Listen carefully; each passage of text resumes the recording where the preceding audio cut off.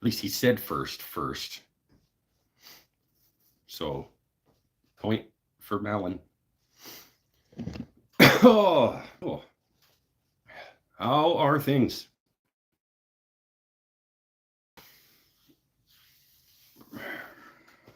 He's the only one here. Just me and you tonight, Tim. That's okay. I'll hang out with Tim. Tim seems nice. Oh. We'll hang out with whoever comes. And that's what we'll do. Tim left. No, Slip Kid's here. There's only one of you here. Apparently it's Slip Kid. Tim left. Bye, Tim. This is Tim didn't leave. Oh, then the thing is lying to me. Hey, Chris is here too. Okay, so the thing is lying because there's at least 3 of you here because Chris Walters is here too. YouTube isn't doing its job properly.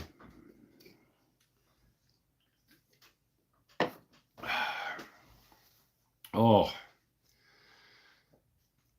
I'm making a thing. Making another thing. You good, man? I'm okay. Just put one foot in front of the other. Keep moving forward. Saw the thumbnail. What is it? It's wood. Right now it's just pieces of wood. It's not anything yet. It's pieces of wood temporarily clamped together to give the impression that it's a thing.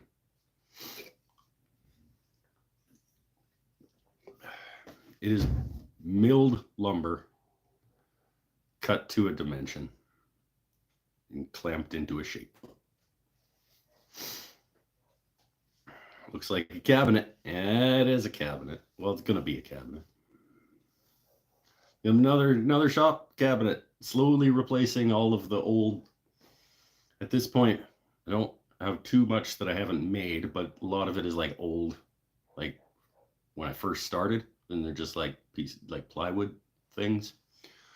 So it's another one of these Douglas fir, red oak, walnut wall cabinet dealies. It's going to be this guy. Whoa! It's going to be that one.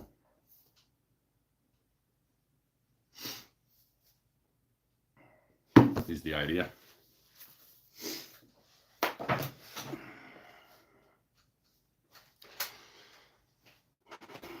I'm fantastic because I'm getting a package this week. La-ti-da. Mr. Chris Walters is getting packages.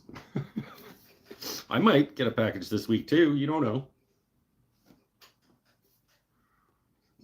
Eric Havakapika. How are you, my friend? Sorry for yelling. That's right. Oh, speaking of yelling, well, no. On a related note, I suppose. Because people keep telling me that I'm quiet. So I was like, oh, just see if I can turn up the microphone on my phone. Can't do that. You can't turn up the sensitivity of your microphone on your phone, on my phone. It's not an option. I've Googled, and I'm pretty good at Google, and I YouTubed. And they're like, oh, in order to turn up the microphone level, you just have to download a microphone amplification app. I'm like, so I actually did. I do have a free microphone amplifier app, put it on my phone, and I went into it to amplify my microphone, and it was like, it was a free app, and then I went to go turn up the microphone, and it went, oh, in order to use that function, you have to pay $1.99 a month. I went, not really a free app, then, is it? If in order for it to do its main thing that it does, it's like a subscription. Nope.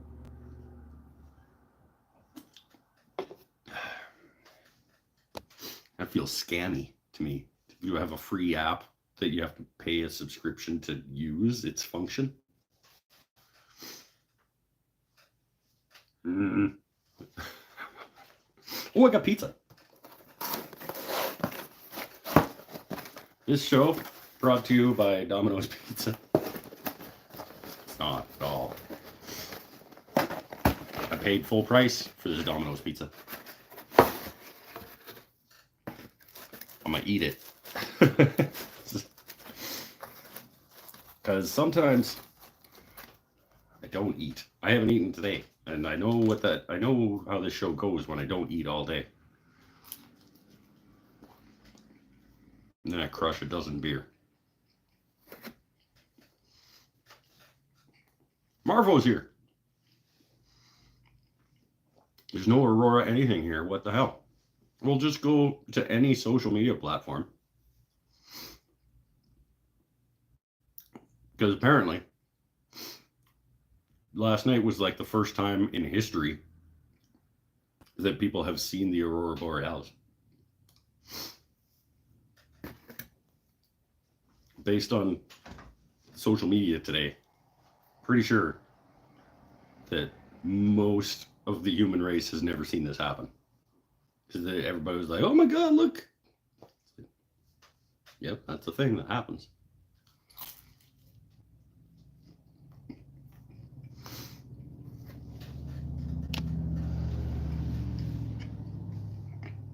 I got leftover lasagna for lunch today. Not a guy. Leftover lasagna. Lasagna is one of those foods that's almost better as leftovers.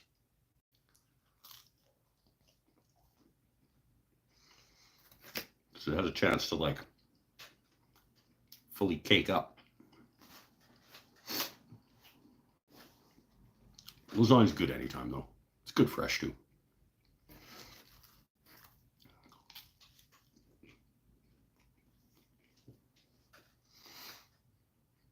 Sure as gets to mellow the flavors. Yeah, and it congeals a little bit more.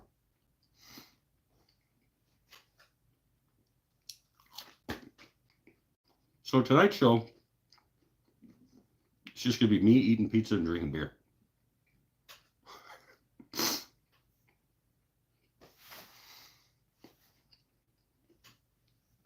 Thanks, Domino's.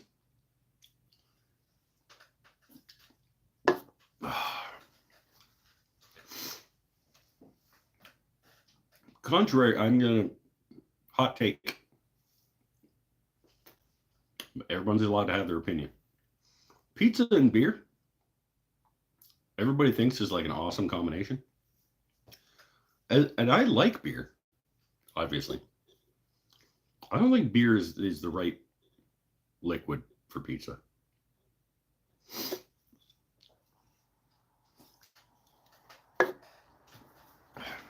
I'm going to go get another one, but Coca-Cola Classic and pizza is the right combination. Beer. Speaking of,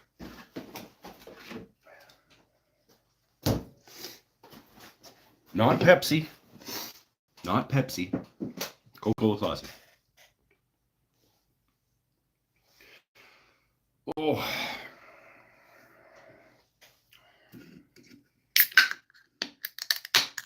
What did everybody else have for dinner? Or lunch, if you're in Australia. That's pretty good pizza. That is a 2 different kinds of pepperoni, mozzarella and provolone. It's like not complicated, but it's nice.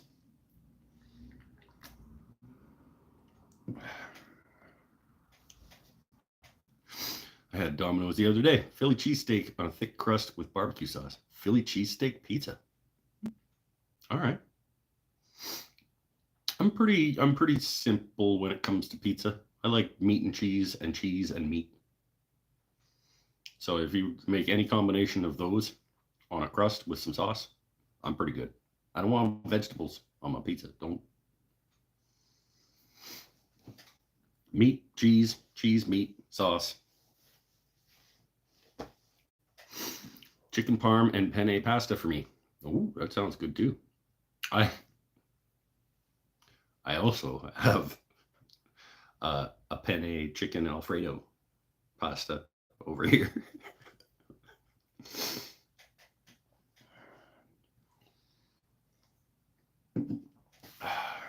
Chicken, man, it's been a while since I've had a good chicken parm. You like homemade chicken parm? Like, you go all out and you do the whole breading and.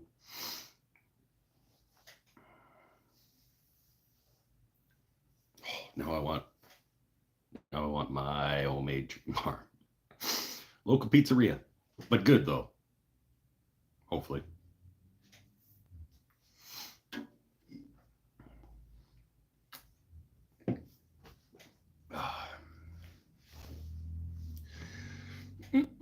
Definitely good. Okay, good. Like little small, like mom and pop shop pizzeria. Those generally make pretty good foods. It's no Martha's Diner in Akron, or I don't remember where, but that was a fun day. I remember that show. That's all we shop out around here. That a guy. Oh, small mom and pops. That's where it's at. Make my own parmy panko crumbs. There you go. Chicken parm, panko. Preferably deep fried, but not necessarily. Not.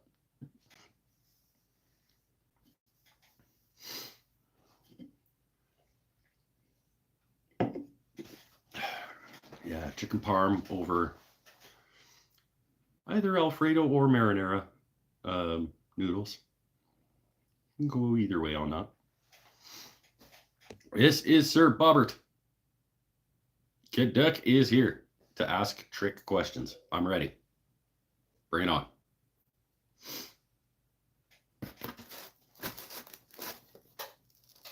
I am absolutely ready for all the trick questions.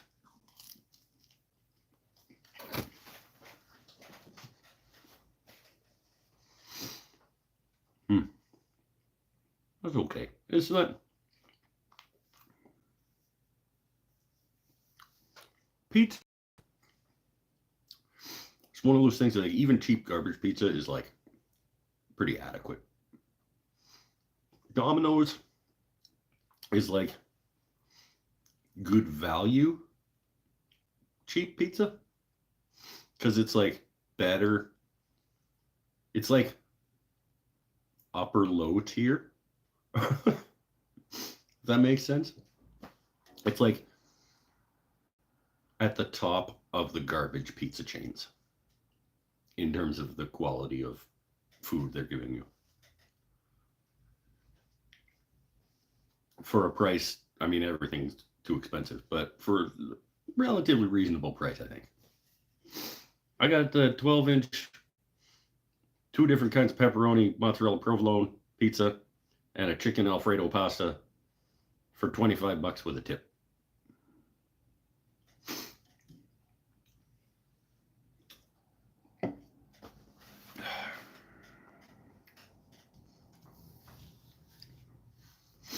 What's the trick question, Bobbers? Come on, bring it.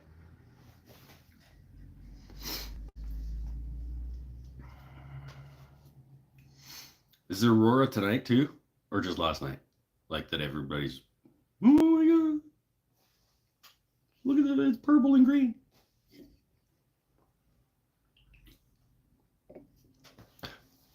I feel like I get it because it is neat, but I'm in a privileged position where I have seen it way neater than that numerous times.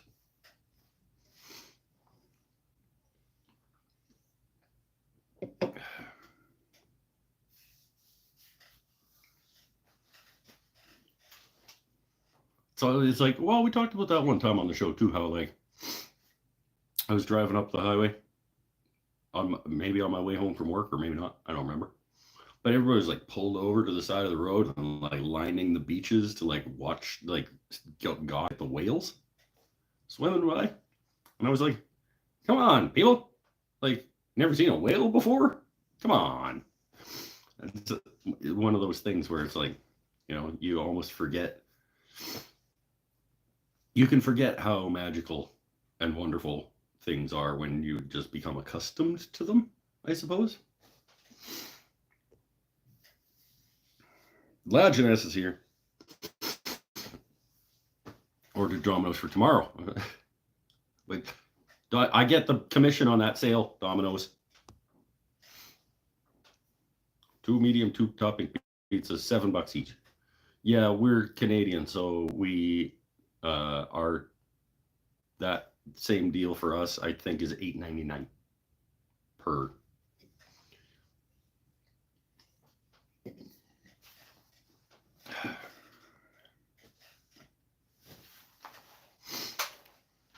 Still, it's pretty good value.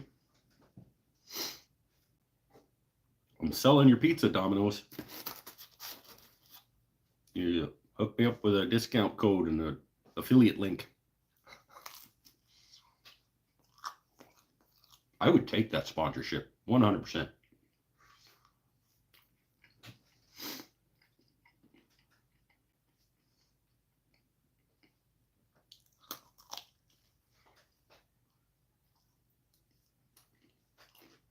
I think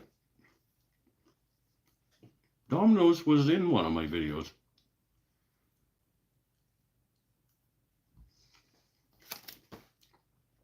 Because I made a gag out of it. I was like just sitting there eating Domino's pizza, like waiting for something to happen. Glue to dry, or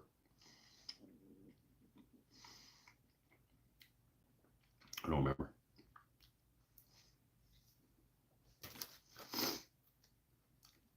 It was on Little Caesars. That might have been Little Caesars. Much lower quality. How much for your autograph with a fingerprint? And I want it in my autograph with a fingerprint in a bag.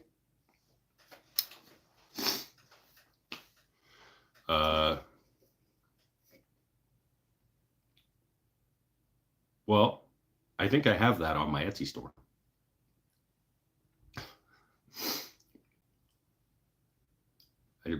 $10? I don't remember what they are.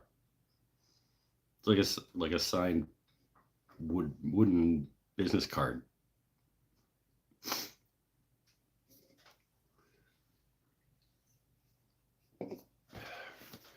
I'm pretty sure that I have that on my Etsy store, and it'll have my fingerprint on it because I had to hold it to put it in the envelope or sign it or whatever.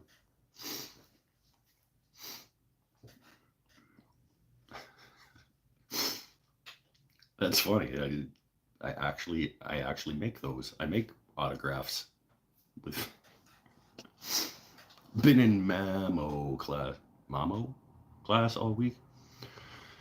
One more week to go. Have one Canadian in the class from Calgary. He's not really Canadian then.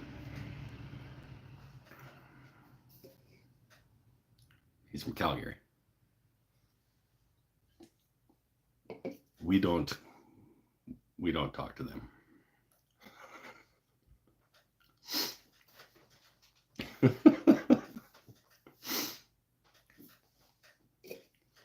What's Mamo?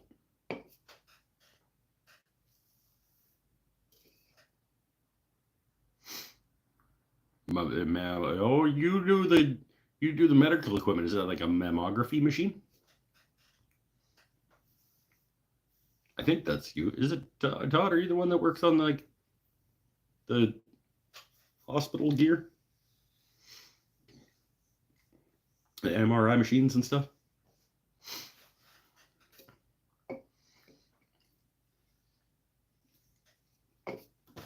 Mammogram, yeah. See, that was I'm quick.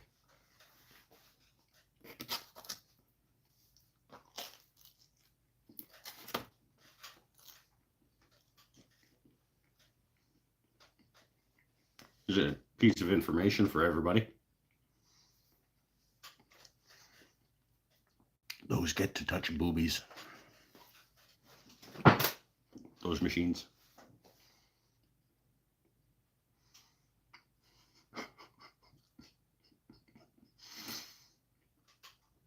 Well, this show is a thing that happens. The breast press. Yeah. MRI, CT, ultrasound, soon to be mammogram. Hey, guy. You're upgrading.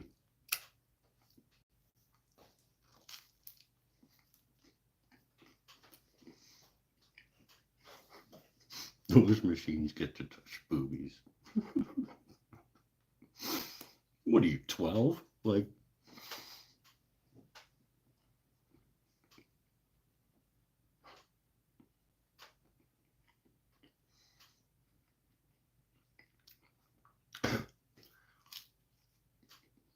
anybody else making anything?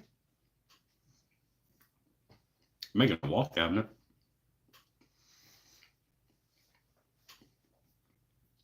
Anybody seen Pinnell? Should we mark him as tardy? He just got back from vacation, so like he doesn't have that as an excuse.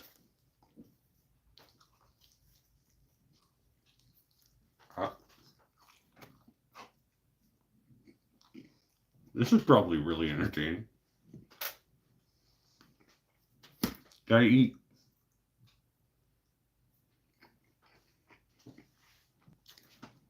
You gotta eat, people. Often I forget.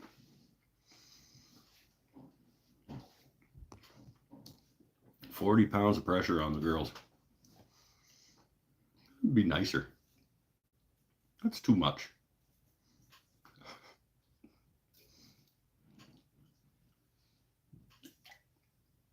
This beer just about empty already? Damn. Maybe beer goes better with pizza than I think. No, I just long couple of days. Oh. So nobody else making anything or what? Marv's making photography. Tonight's show, old man eating, drinking, and complaining.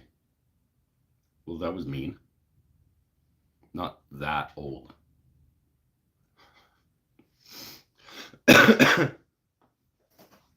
And I haven't complained too much yet. We'll get there, but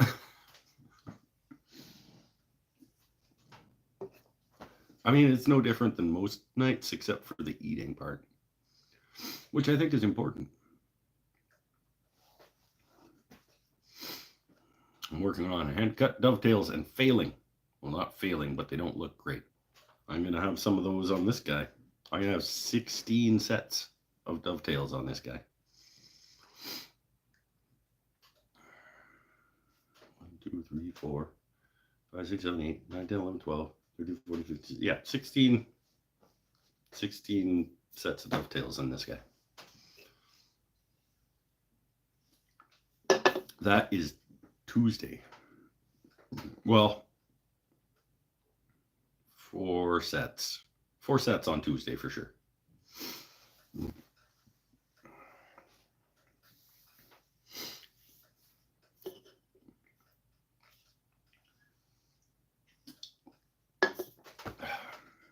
Yep. 4 sets of dovetails and some grooves and some dados and assembly of the carcass, hopefully on Tuesday. Then I can get working on the internal parts. I'm gonna need some help with the glue up. I think I might need an extra set of hands and get Mikey B to come over, because the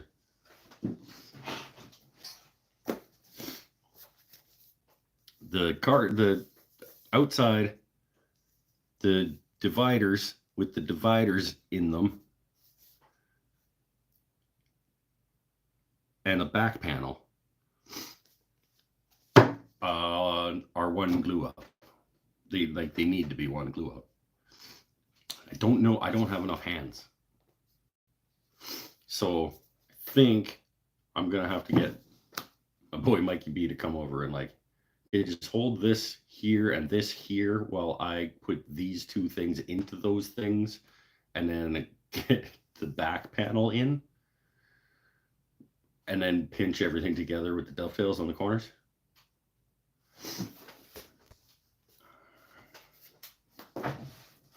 Otherwise, I don't know how I can accomplish that glue up with one person. Which design did you pick? That one.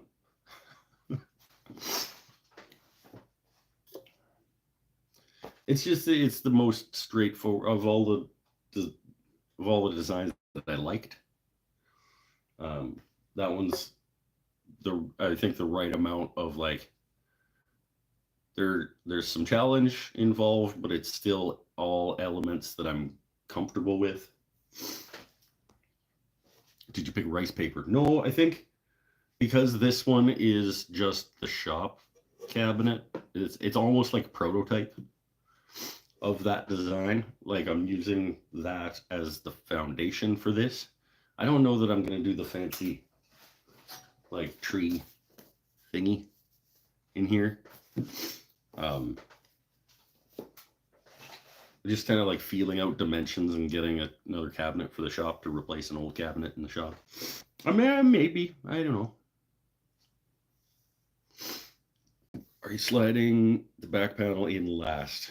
If so, you could wrap the carcass with strap and then slide the back panel on from the top. Well, no, it's fully housed.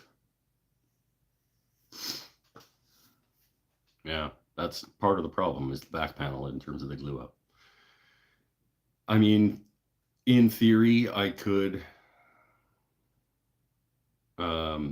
just rabbet out the back and pop the panel onto it later, but I like that recess between the back of the cabinet and the back of the sides of the cabinet and the back of the cabinet to put a French cleat in there for hanging purposes, so it hangs flush to the wall. So I like a fully housed back panel, personally. The dartboard one is going away eventually. This one's replacing the PPE and candy and first aid cabinet.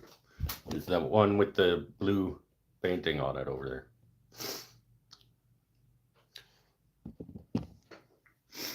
That's what this is replacing.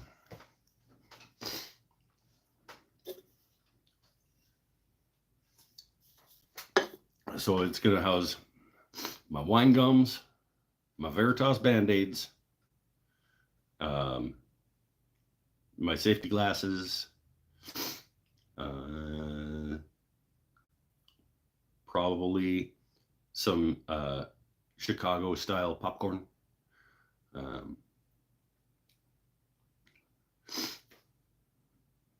Is that what that stuff's called? The cheese and caramel?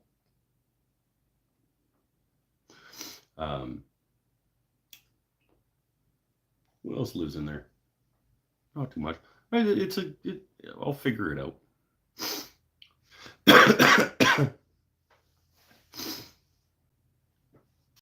Put a cushion on the top and make it your new shop stool.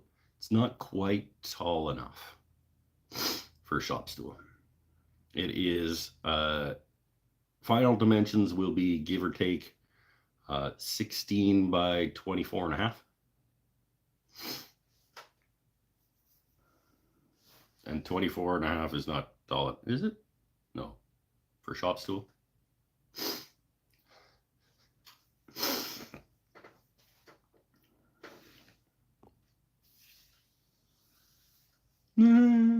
Beer.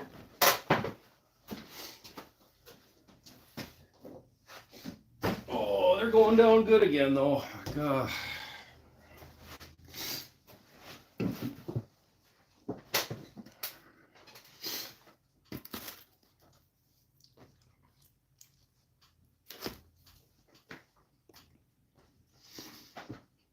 But yeah, eventually the dartboard one will go away. That guy over on the other side of the room will go away.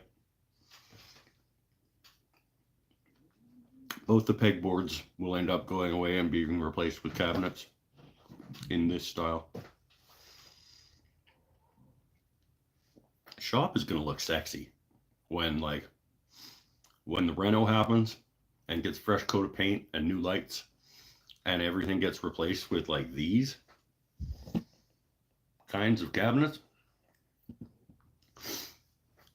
This is going to be an attractive place, especially when this guy's in it.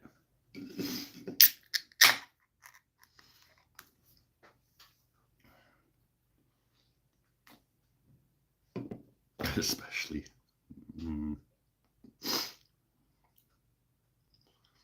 I wouldn't beep some Mike. There's Mikey B right there. We were just talking about you having to help me probably with this glue up.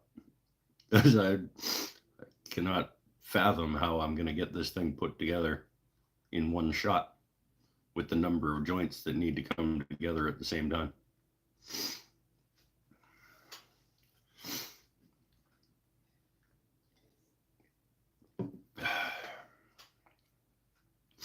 Well, this is weird. Video keeps freezing on my Apple TV. Video on phone is fine.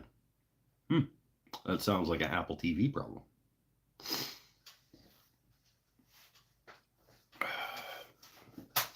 Made music again with Mikey B this week. It had been a while. We did band practice on Monday. And we were off a month, maybe a little more than a month. So there were some struggles.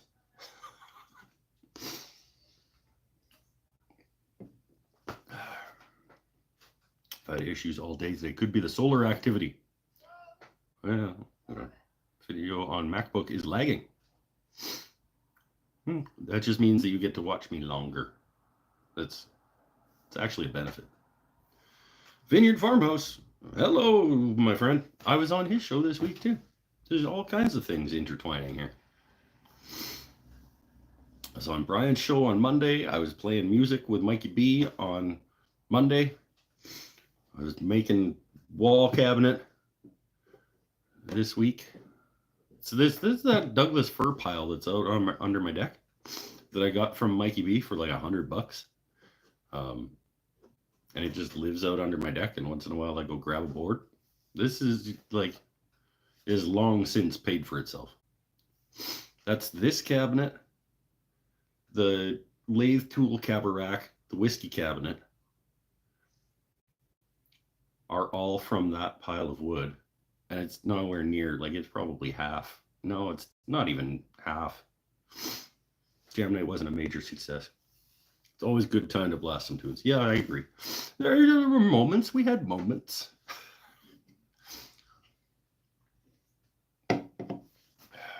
You're like shaking the rust off, and there were some moments. I thought Hurt was okay.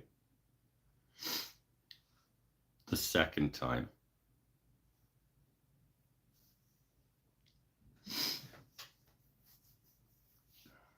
Surprised it hasn't started to rot. There's some cracks. It's checked pretty. Some of them are pretty checked at the ends, and yeah. I mean, it's not. I'd fire it through the planer for a little bit to take all the weathering off of it, and it's still decent wood. Like, this is.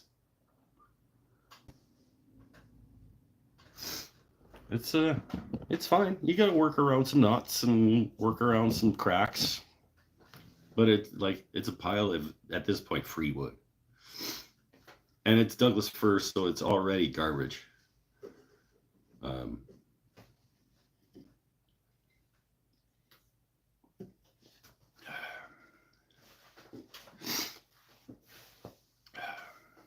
Showed up late. What are you making? I'm just replacing another shop cabinet.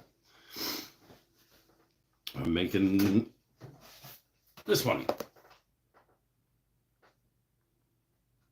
So offset, big drawer, little drawer, skinny drawer, 2 cubbies, and a door, frame and panel door, 16 by 24 and a half.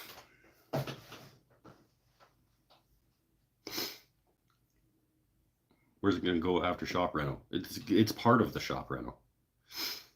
Hopefully by the time shop rental happens, I won't have to keep replacing cabinets because I'll have good ones. It's just, it'll come off for shop rental and then it'll get hung back on.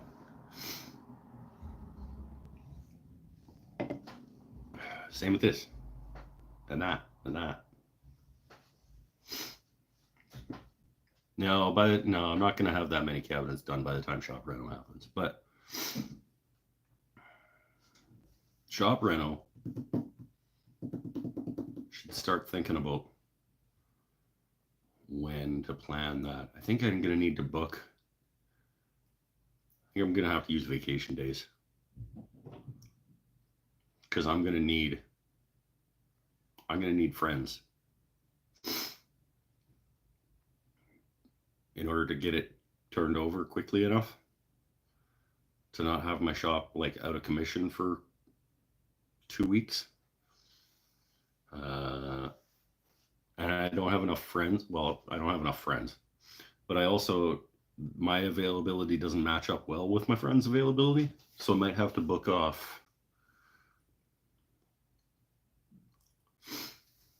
I got Mikey. I could steal Mikey B for Sunday, Monday. We could get everything out into the back of a U-Haul on a Sunday.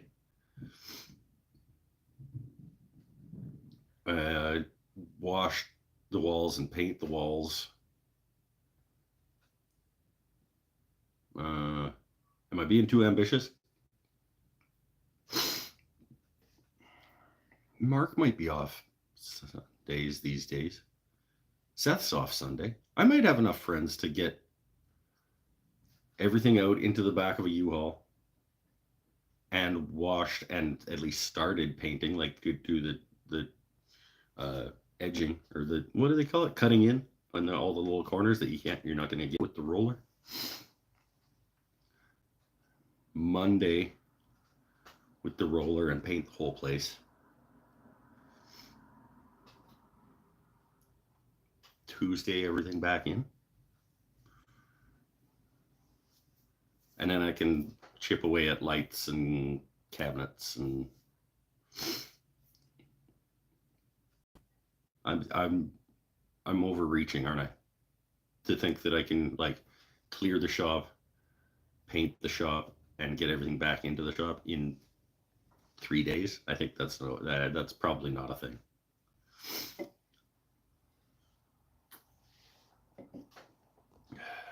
Bailey Woodworks is here. I need to do shop rental. Maybe build doors for your cabinets. Maybe.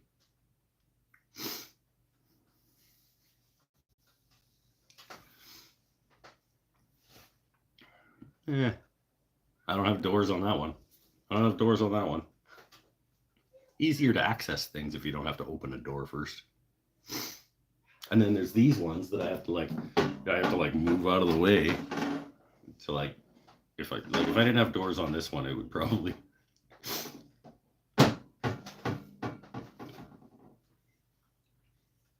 It does keep dust off things though.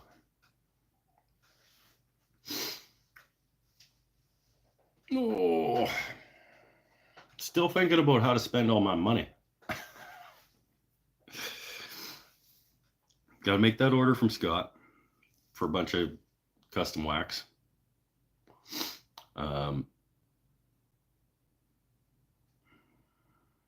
kind of like domino or drum sander, I think, is kind of it's kind of where I'm living right now in the decision-making matrix.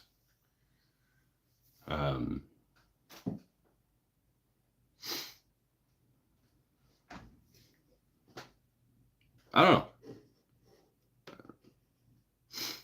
Domino or drum sander. I want them both. Domino would help me be more efficient at a lot of the things that I want to do in my shop. Drum sander opens up more things that I can do skinny things and possibly veneering and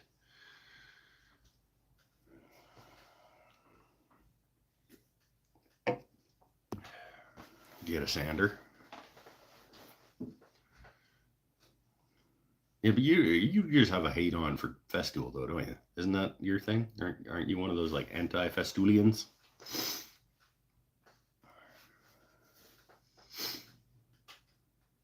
And I get it. Don't get me wrong. I understand that. But damn, that is an efficient way to make slip tenons or to make floating tenon joinery. It's just banging together furniture in 2/3 the time, probably.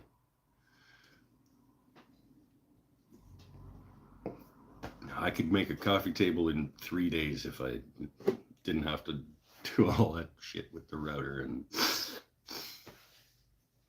I could make a high quality coffee table in a weekend with a domino. Sander opens up the ability to do more things. Yeah, but I mean, that's the argument. That's my struggle right now. It allows for more operations, but it doesn't help the current operations get more efficient.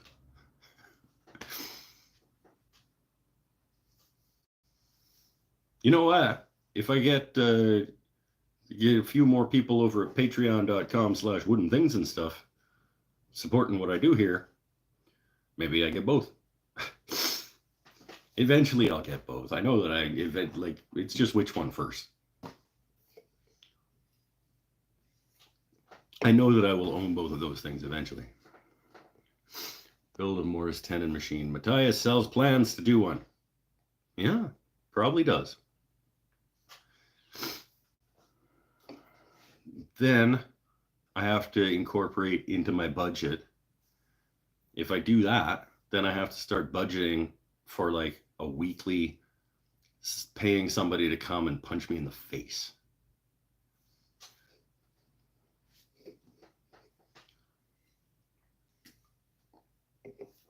So really, I'm not saving that much money in the long term.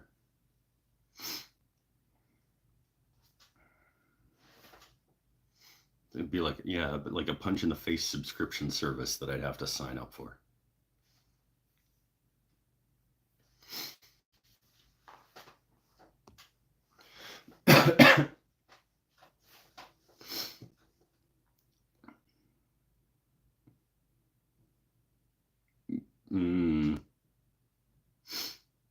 Sander's also more expensive.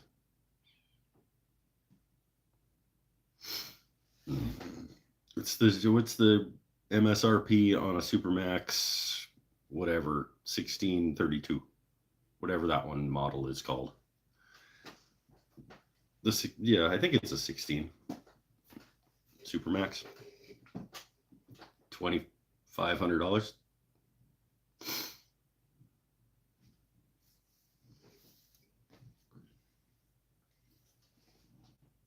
I've built all kinds of furniture and never needed a domino. I have not needed a domino either. It's not all about need, Paul.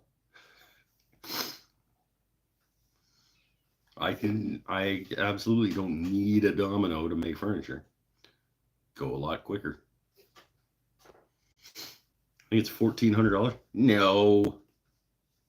Well, first of all, remember Canada.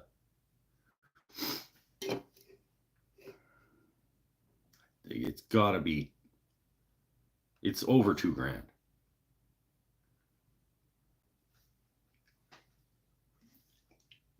Where's Pinnell? Pinnell, you're supposed to be. This is like, what do I pay you for?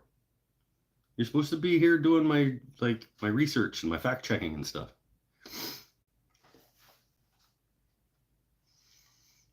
1,500 at Rockler. So 15 American. Add 30% to that, I think. Right these days we're at about $1.30.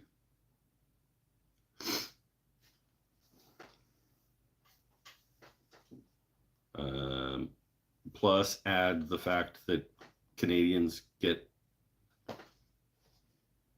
punched in the face for being Canadians when it comes to buying stuff. So we got to add another couple $100 because we're in Canada. And plus shipping, plus whatever.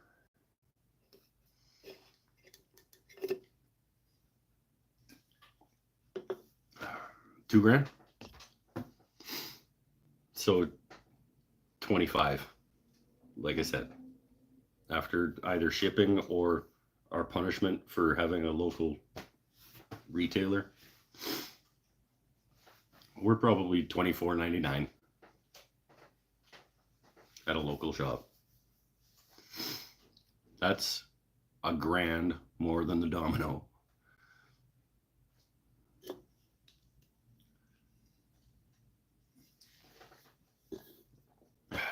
Damn, glad I bought mine when I worked at Rock. I paid $18 for my 1938.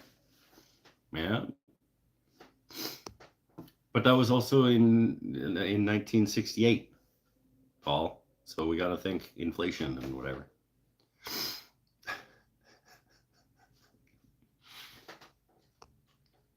John McGill's here.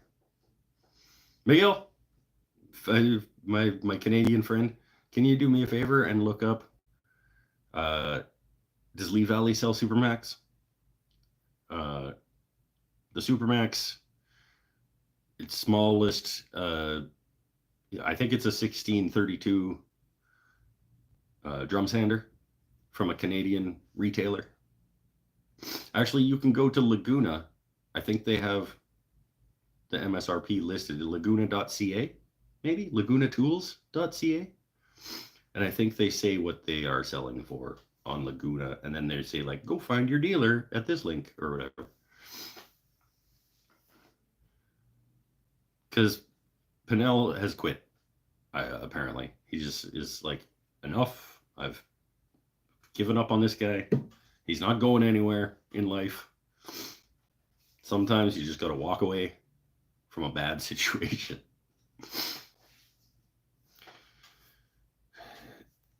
$2,000. $2,000 at Lee Valley. Thank you, Mr. McGill. Okay, I thought they were more like 25. It's still 500 more than Domino, but Domino is 11 to 17. Domino in Canada is $15.25.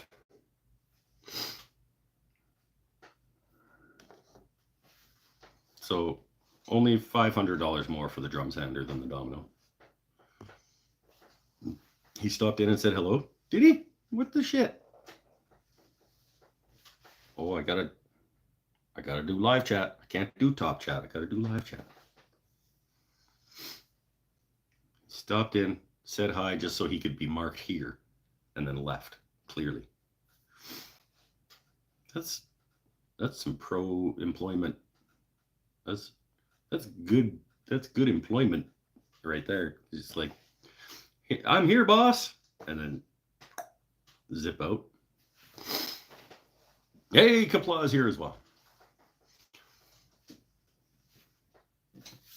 In any case, the drum sander versus Domino debate continues, and I don't know that I quite have. I don't have the pull it out of your ass and do it on the spot money right now, but I'm close. Like, when Nadia pays me for my invoices for teaching, I could probably do it. Either one, I could probably do. After I send Scott a bunch of money for custom wax, I'm going to smoke a ret. And beer. Oh, it's going to be bright ass outside. And I'm going to open the door, and then I'm going to want to put my cigarette out early because I don't want the light.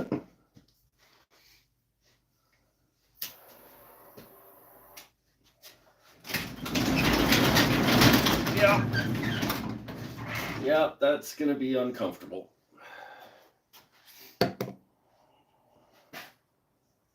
Yeah.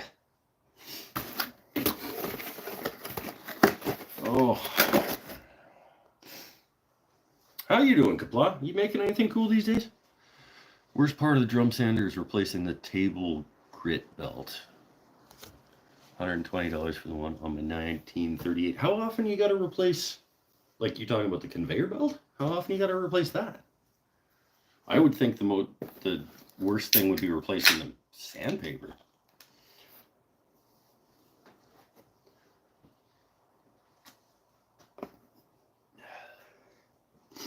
What grit do you run on your sander?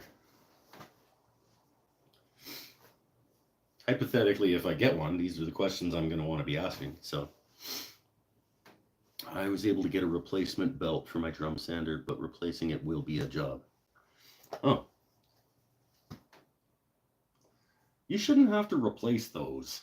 Like, you should get years of use out of that. Only had to do it twice? You should not have had to do it twice. Those things should last longer than that. It's just the thing that it goes through on. I guess it does, the rotation of the sandpaper is fighting the grip of the conveyor belt. So, yeah, okay, maybe, but that sounds shitty. Before I learned how to do it properly, I aligned the belt, and it tore once. Ugh. Ugh. You're not selling me on this drum sander, right? You're the one that wants to get me wants me to get the drum sander instead of the Domino, and then you're like, yeah, but it's a huge hassle, and you got to replace the belts and blah blah blah.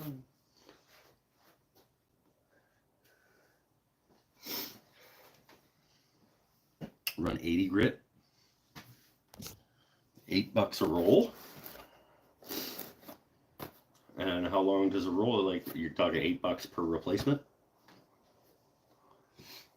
And you get what? In terms of linear footage of sanding.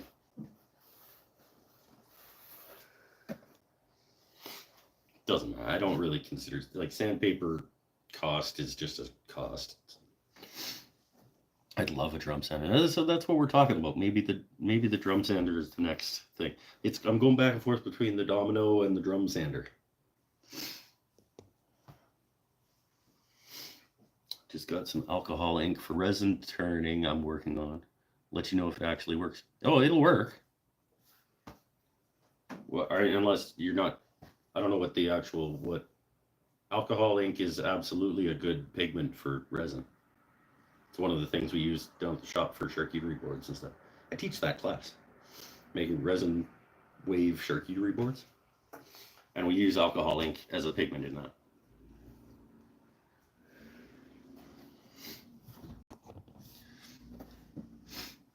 Get a Domino so you can still complain about sanding like the rest of us. Yeah, I mean, you don't want to miss out on the ability to complain about having to sand.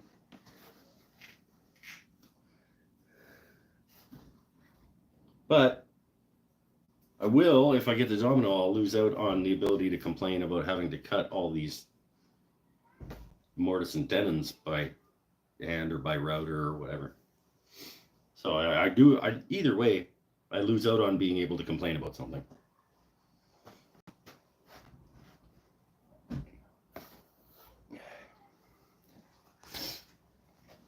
I like my drum sander. Use it quite a bit when it's bringing. Go through a belt every 1 month and a half. Go through a lot of erasers. The sanding belt rubber things. I'm still on my first one of those. It's starting to get worn down though. It's almost, no, it's not almost time for a new one, but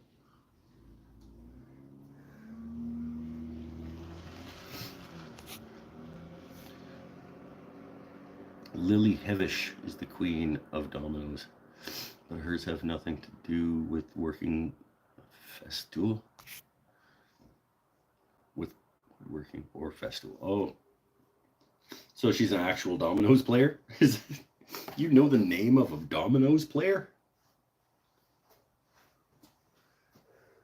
That's kind of cool, actually. Is there professional dominoes?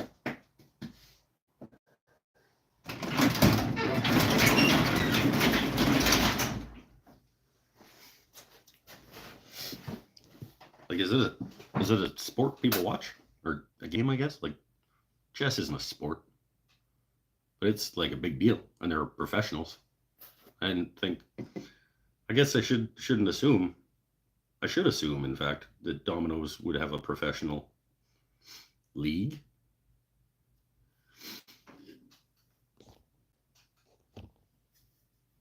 She topples dominoes, holds some world records, and is now worth a few million. Oh, she does the little patterns.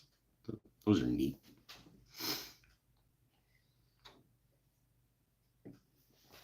So she's not a dominoes player. She doesn't play the game dominoes. She sets them up and knocks them over. I would not have the patience for that nonsense.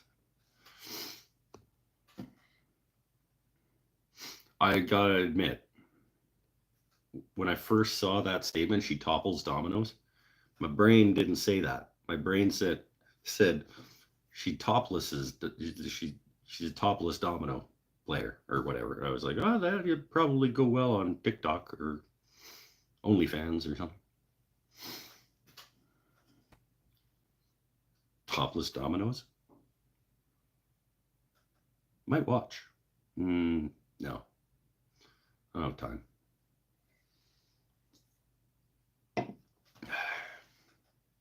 She need a mammogram? I got a guy. Got a guy that can hook her up.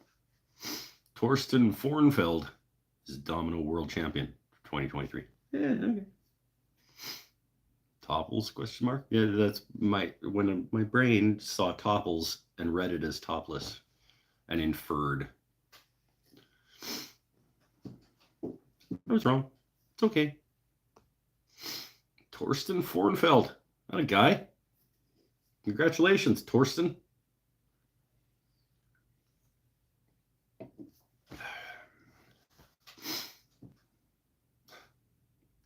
Happy Mother's Day tomorrow to any of the moms, and call your mom tomorrow if you're not going to see her and she's alive.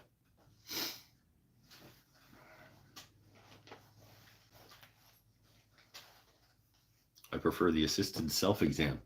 Yeah, you're not putting 40 pounds in that guy though, are you? I don't know, what is the human like grip poundage? I could probably do 40 pounds. This is getting, no, this is going.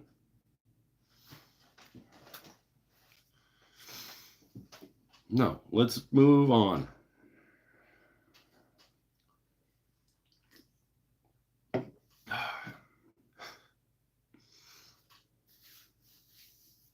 Yeah. Cabinet, dominoes,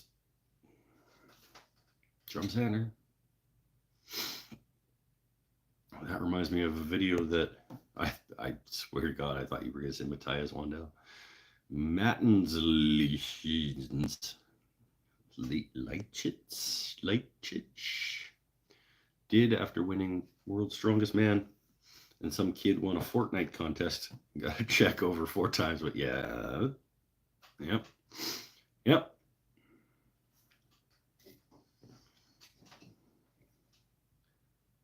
Don't get me started on how the world is, okay? We're trying to be positive.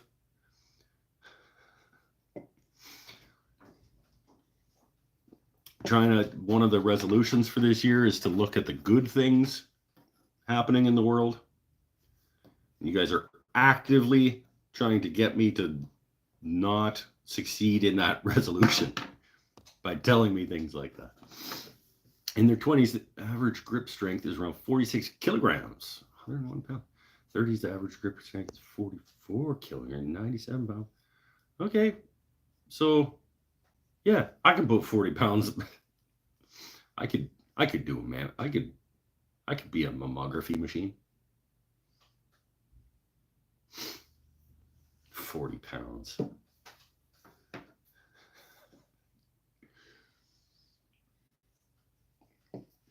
Oh, Mikey B, what are you making out in the shop right now?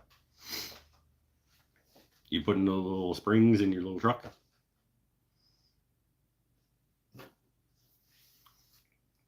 I did sell one of my pecan bowls. Not a guy. I sold 3 more spots in my next pen turning class today. Lady came in, wanted to talk about, she saw that we do a beginner wood turning class, and I'm like, hey, that's me.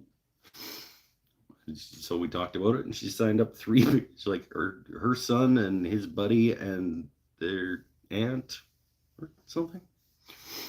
Yeah.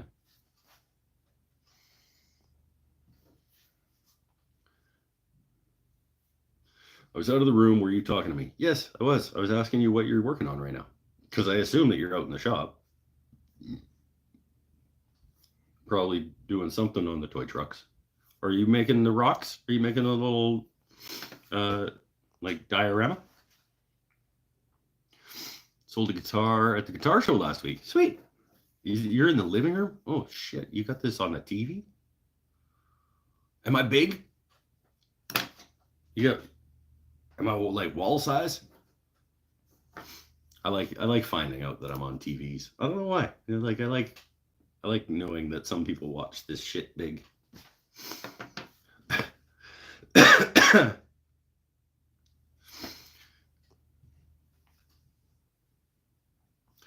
Heading out to watch the sky again tonight.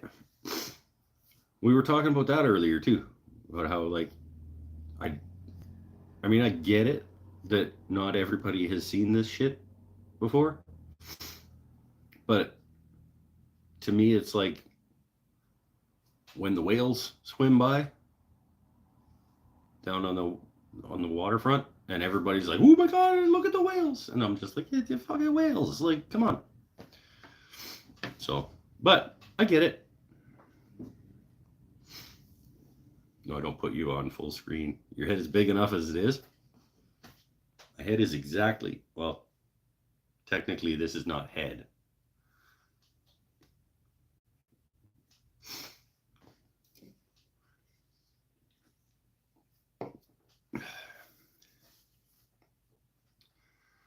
I saw the aurora when I was a kid. Similar solar activity then. Back then, the night sky was a lot darker than these days. Well, it's still dark if you're not in the city. Like, just, you want to go see it, go get out of town.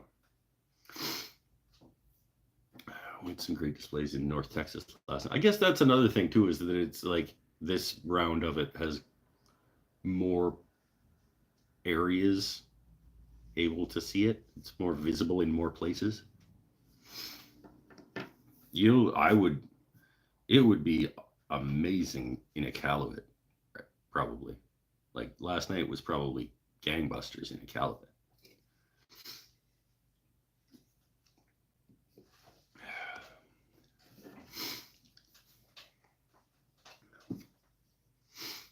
So Iqaluit.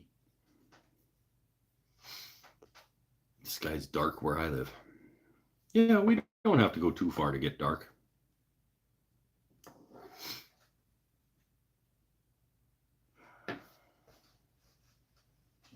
Where are you gonna go looking, Mike? You're gonna get out of town?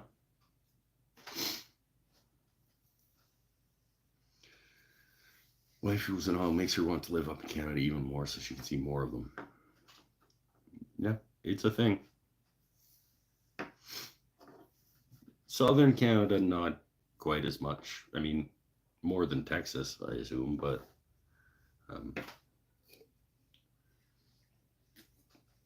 yeah, when I lived in Nunavut, it was like just like every night. And sometimes because night lasts a really long time through parts of the year up there, it's just like it's just a thing happening. Like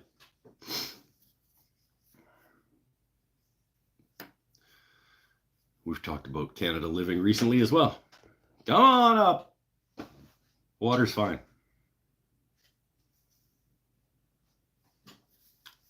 Other than we get jerked around on tool prices a little bit, but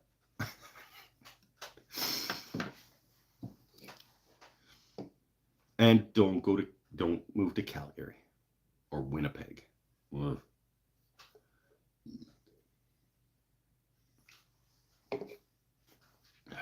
Toronto.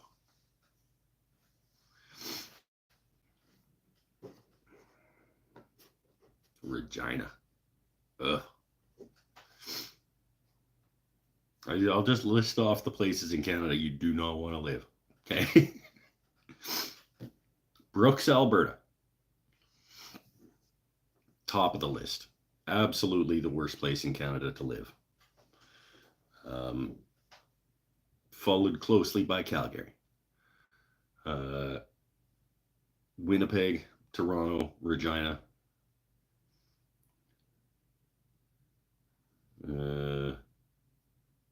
Prince George, British Columbia.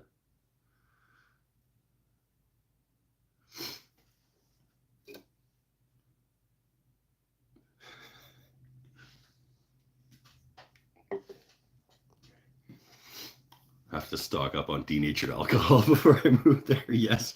Yeah, please. Please bring a couple extra bottles for me as well. Are there any rules about going from one province to another? Can you go from the East Coast to the West Coast without issue? Yes. Yes, there's a sign that says like welcome to, you drive across the thing and there's a sign that says welcome to Alberta. And then there'll be another one that says welcome to Saskatchewan. It's not, you don't stop or anything.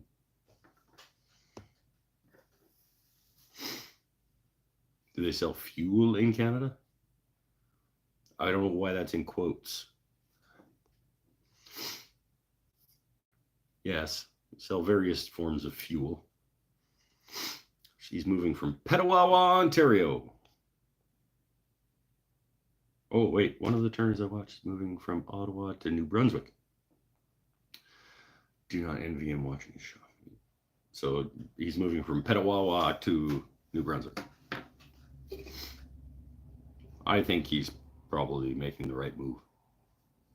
Ontario is kind of shit too.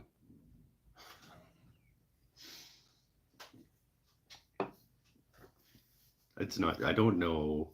I can't, why are you being that way? There's plenty of wonderful people there, I'm sure. Here in the USA, they sell denatured alcohol in some places, but it's also fuel in other places. Still denatured alcohol, but advertised differently. I think we looked it up one time as a team, and we found out that the closest thing that we have in Canada is methyl hydrate. I don't know why. Is that right? For some reason, that's what my brain told me.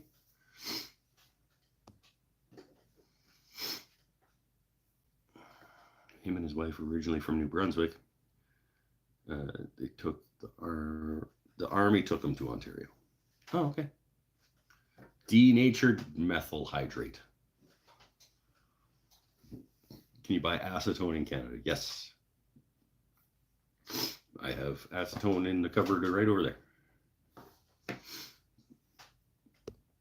think you can buy acetone at like Walmart. Methylated spirits, denatured alcohol, same thing. Methylated spirits. Is that the same thing as methyl hydrate?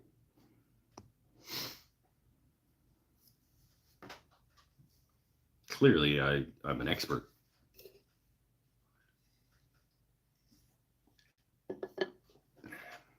Yes. Okay. I think you can get that at Canadian Tire. Can you get xylene? Stuff that smells like dry eraser markers. Maybe? I don't know.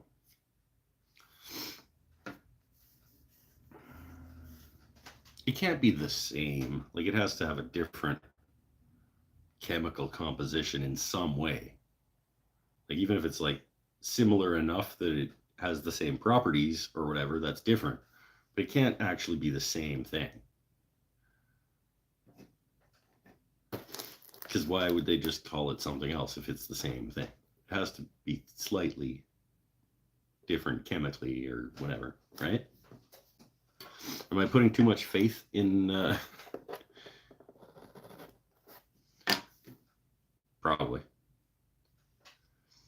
What else? Man, Man, this is a nice knife. This guy. This is a beauty.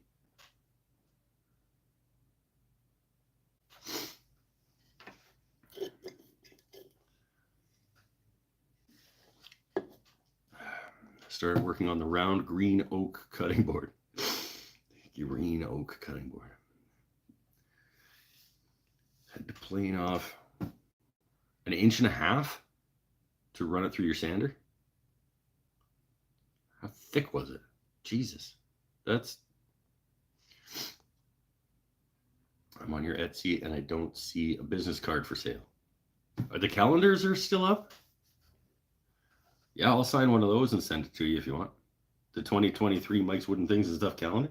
Did I take my business cards down? It's hand signed and hand branded and signed business cards? Because it was basically like a place that people could just like fire me a tip and get something in the mail. I sold a couple.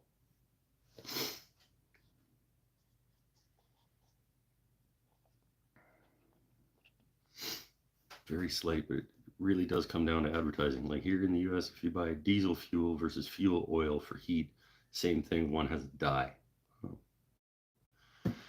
Best thing to use to clean epoxy is xylene.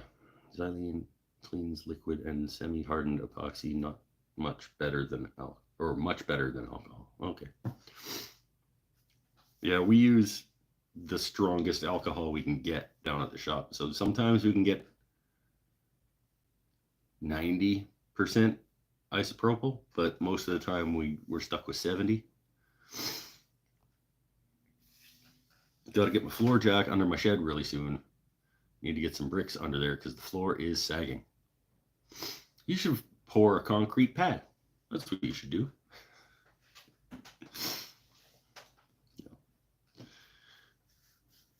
Sander can accommodate 4 inches, and it was bigger than that. 5 3/4 inch wet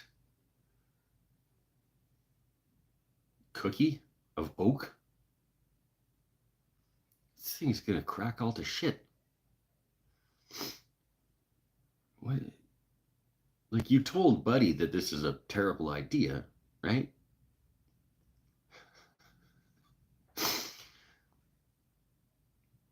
Thankfully, I have an electric hand planer for just such an emergency. Oh, get out the Lee Nielsen smoother.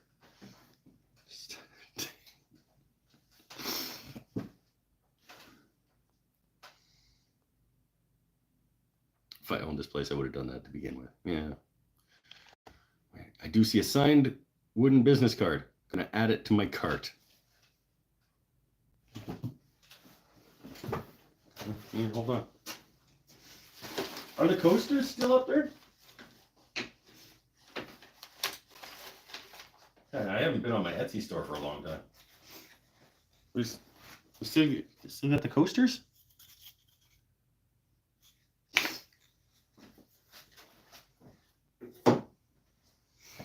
Oh, beer while I'm up.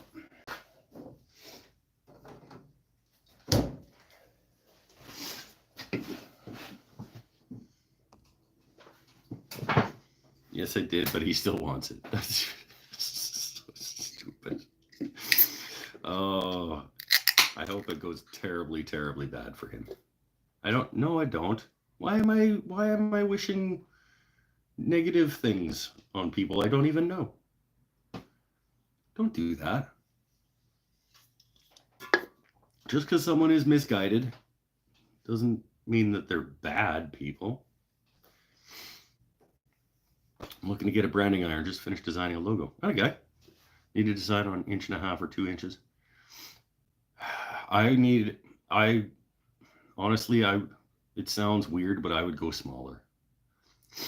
You can do big branding iron. Big brands don't work on little things. They are too much. And little brands work on big things. So it's like the opposite of lathes. Like, you can turn little things on a big lathe. You can't turn big things on a little lathe. With branding irons, I kind of think the opposite. You can put a small brand on a big thing. You can't put a big brand on a small thing. If I had a do-over, I've got a 2-inch. I got a 2-inch brand, and if I had to do it again, I think I would do an inch. I think I would do a 1-inch. You do it in the bottom corner of coasters, and the bottom of bowls would be nicer and cleaner. Cutting boards, charcuterie boards, can take a 1-inch brand, which is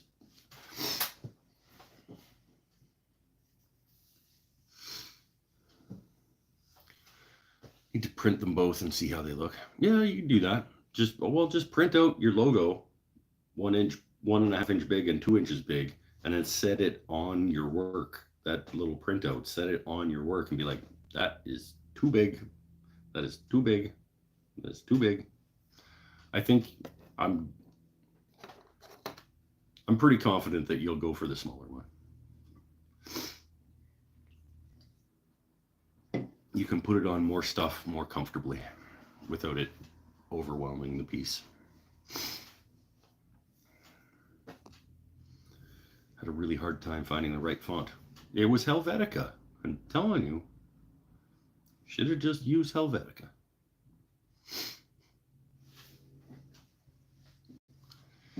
Oh.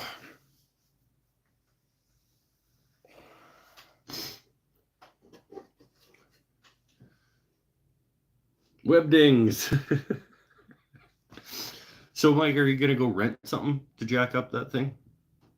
Or do you have... You just going to use like little bottle jacks and stuff? Or are you going to have to go rent something?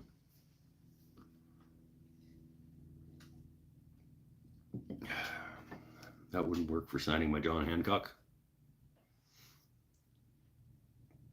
What wouldn't? Oh. Well, then, okay. So you wanted a font that was your signature? You wanted a signature font? Why did you need a font? Why wouldn't you just use your signature?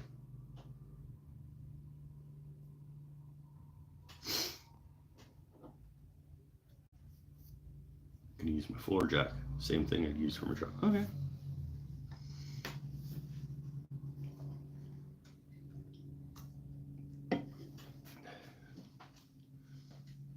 Just get Mark to grab one of the forklifts from Costco. And this is like, just leaves work with it one day for a couple hours.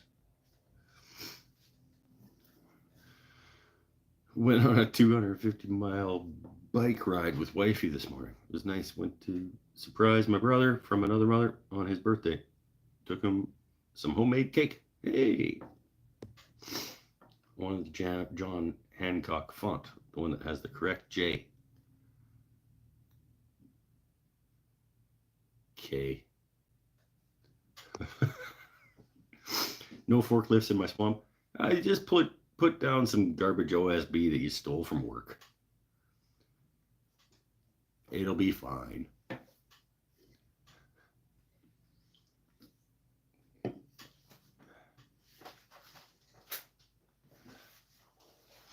I don't think I could pedal for 250 miles. Well, no, with that attitude. You got to build up to that too, right? You got to start with 150 miles, then 200, then 250.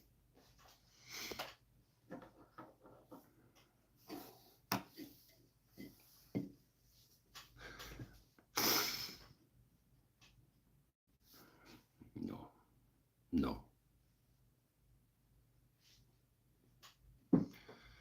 Oh, I'm having fun. You guys having fun? I would like to see our friend Joel again. Well, I want to see and hear from our friend Joel. Intentional gains, Joel.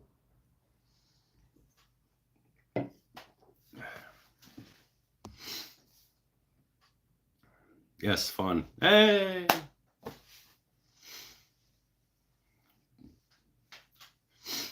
Proud of my daughter. Her car was wrecked. Broken oil pan. Spent last few weeks not giving up. Fixed everything on a car we thought was totaled. Passed inspection today. Hey, right on.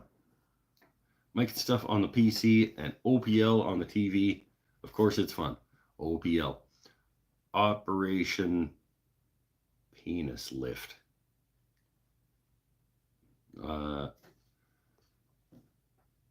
Oracle. Old people lifting. Mike says, I'm going to go with Operation. It's something Operation. Operation. I gave up. On Patrol Live.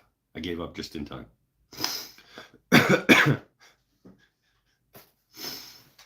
What did I say the first time? Operation Penis Lift? Old Pickled Beats. Gotta love that show. That's a really good show. It's like a homesteading show. It's up Brian's alley. It's a homesteading show called Old Pickled Beats, and it's just about pickling things. You bring in your crops and you pickle them, and it's just like different ways of pickling things, which, by the way, shouldn't be a thing. We should. I think we've talked about this before too. We should stop pickling things. We don't need to anymore. It's not a. We don't need to preserve food in that way anymore. So we should stop. Because nothing is better when it's been pickled than it was before it was pickled. Nothing.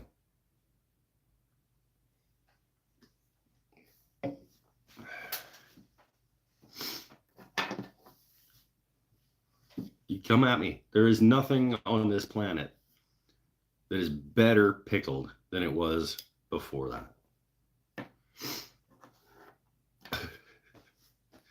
Pickled garlic is good. Yeah, okay. I can see maybe pickled garlic being good. But it didn't need to be pickled for it to be good. It was already good. I don't think it's better. I've never had it. I guess I should try pickled garlic. So that maybe there's one thing that's better pickled.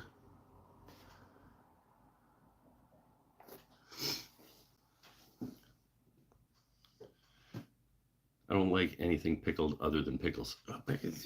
Yeah. One of my coworkers lost top third of his ring finger last week, plus other damage.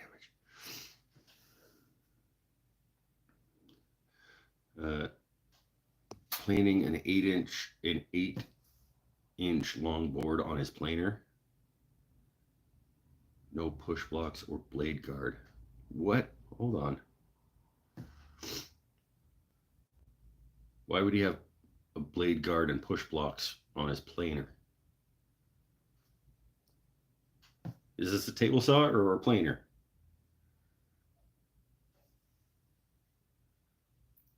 Because I'm having conflicted. Pickled cucumbers are really good. No, they're not. They are absolutely not. How? Yeah, that's my question too. Jointer? Question mark? Yeah, maybe. Sorry, Jointer. Okay. Yeah. 8-inch. Yeah. So he was. Oh, God! I just visualized it. Why would you do that to me? He was pushing an 8-inch piece of wood over his jointer without anything between his hand, like the board and the board go and his hand went in. I don't want the answer really, but I also do. Why'd you look at the jointer? Why would I look at the jointer when I'm thinking these things? Like, I don't want to visualize that. That's not a long enough. First of all, okay, never do this. Never, always push block on the jointer. But also, I mean, I have pushed 8-inch boards over a jointer. I've pushed shorter boards than that over the jointer. I'm never going to push a joint. The only time I don't have a push block on the jointer is if I'm edge jointing a piece of wood and my hands are like way up here on the top of the board. If I'm face jointing a board,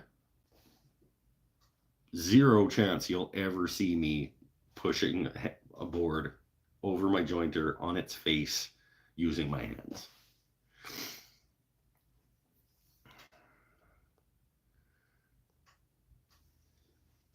And this is why I use old school hand tools. It's perfectly good response. God, that hurts just thinking about it. Yeah. Yeah.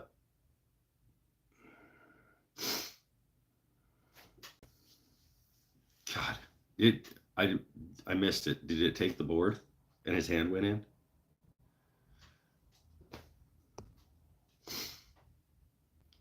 Eight inches is fine if you have a block to control it. Yeah. 8-inch long, 3-inch thick board. That's a chunk of wood. That's a weird chunk of wood.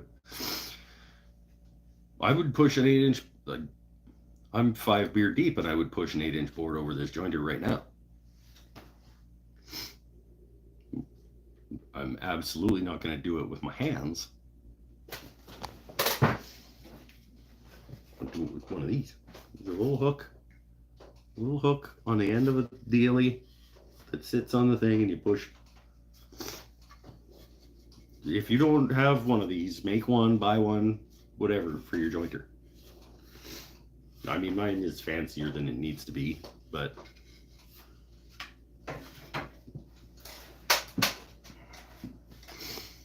God, that's still making me uncomfortable. My dad lost his 2 middle fingers halfway down on his left hand. Oh, these, okay. Had a customer come in the other day with a pretty fresh bandage on his left index finger. He slipped on a metal roof while installing it, caught his finger and sliced off the top third. Board bucked up and his hand went straight. He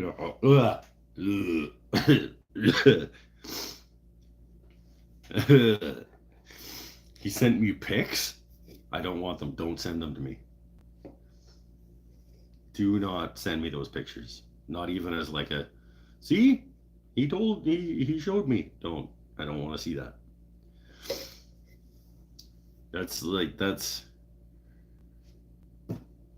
You're turning your hand into ground beef. Like, that's just, man, I think in this case the helical cutter would be worse than a blade. At 15,000 RPM, it doesn't matter whether it's one blade or helical, right? Or whether it's one blade or numerous smaller blades. That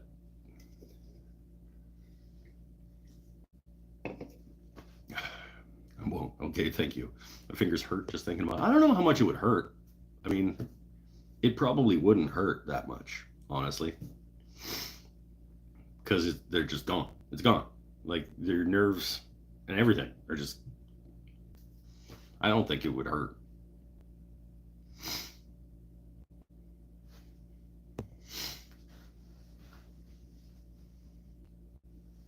But it'd be scary as fuck, and there'd be a lot of blood. He probably has a rusty jointer bed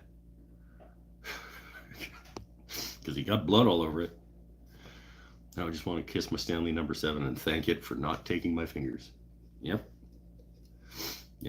So Tim, back to the earlier conversation. What's going on with your dovetails, my friend? Why are you struggling so much with your dovetails? Didn't Katz Moses do something similar? He did. I think he only caught a little bit of the tip of one of his fingers, but yeah, he did touch the jointer.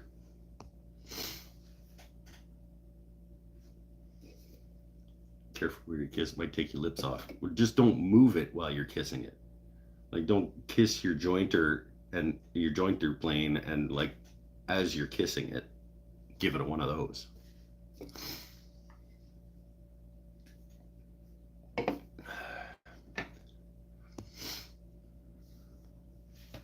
I don't know why I pictured Tim being like.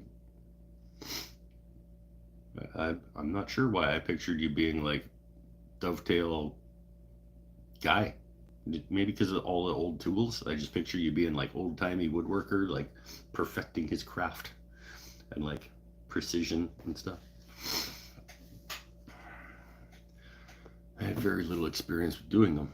I used to do finger joints, box joints on the table saw years ago, and I was like, oh, okay. Huh, I didn't know that. I don't know why. I just pictured you with a shop full of tools and like old tools that you were refurbishing and like testing out their performance on a set of dovetails. And my first set of dovetails right here.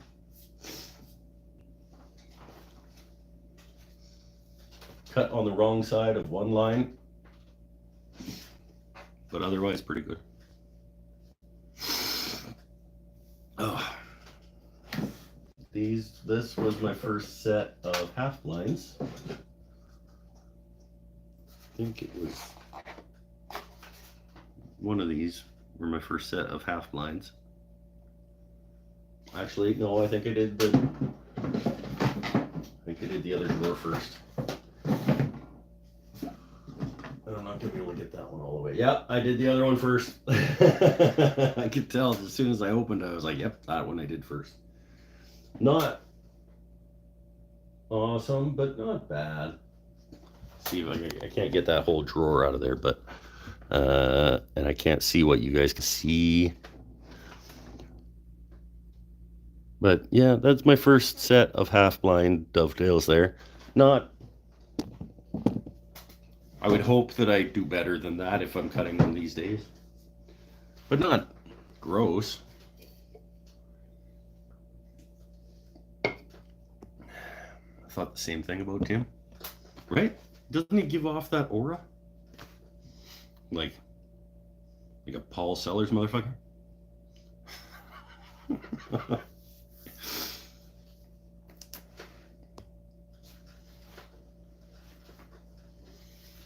gonna smoke again.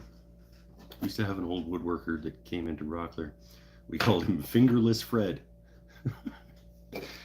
He would buy wood and make gifts for people like little kids. Hey, sweet.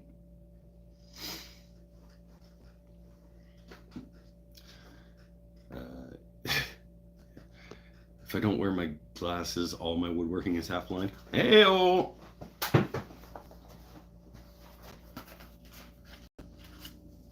Yeah, I've got, well, 16 total sets of dovetails for this cabinet.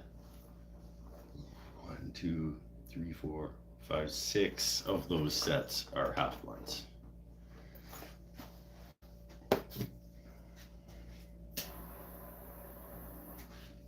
So, yeah, and it's been a while for me. Like, I haven't. The last dovetail that I would have cut,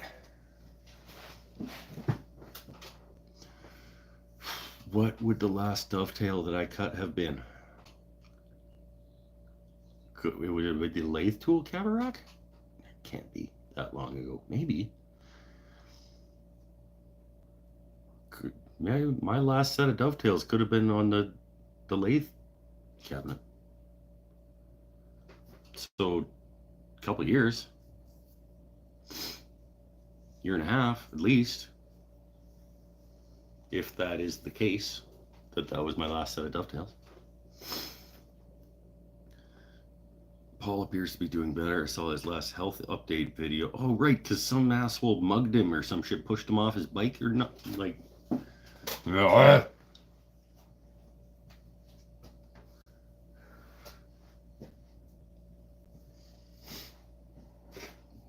Yeah. Makes me angry. Be kind to each other, my friends. Make the world a better place by being kind to each other.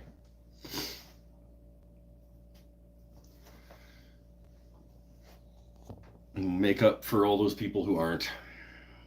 Be kind enough to each other that it makes up for the people who aren't. Oh, used a hand plane again the other day. I didn't have to. I was making a little sanding stick because I'm making a bunch of dovetails. So I just wanted to glue a piece of sandpaper to a skinny piece of wood, but I wanted to bevel the sides so I could get into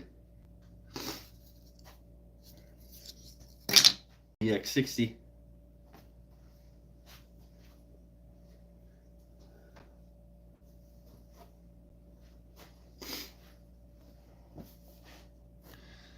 Saw a guy making a 3D printed bandsaw, printing out one piece at a time. Like,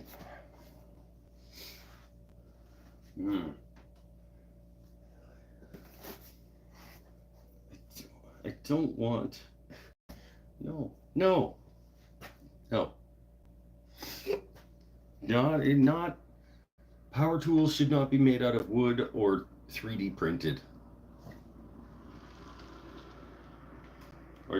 Or made out of. Power tools should not be made out of wood or plastic or resin or polycarbonate, like polyester, like whatever the fucking spools of stuff is that go into 3D. No.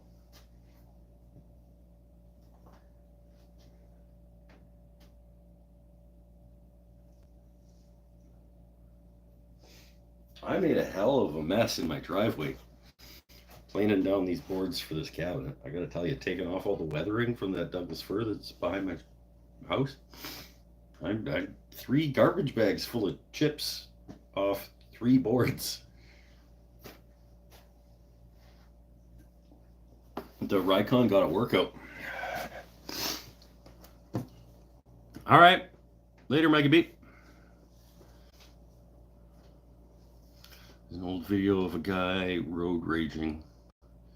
The other car stops, so he gets out, starts running. Then Evander Holyfield gets out. Yep.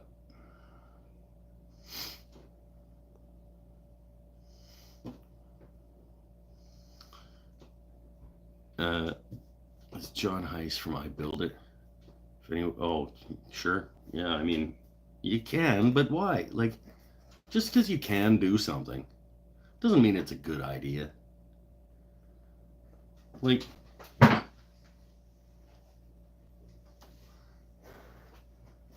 honestly, now that I think about it, John Heiss is the asshole that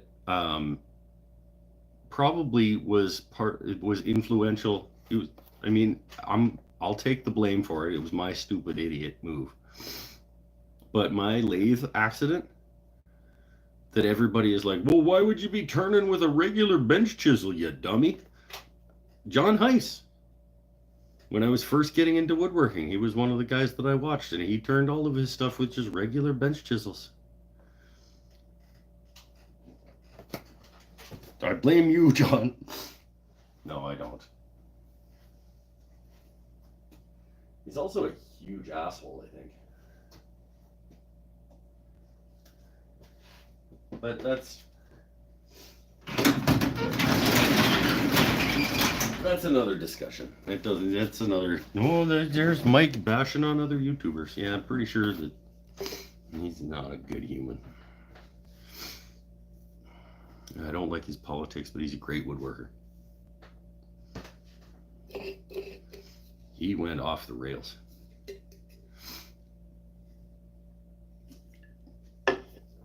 Yeah.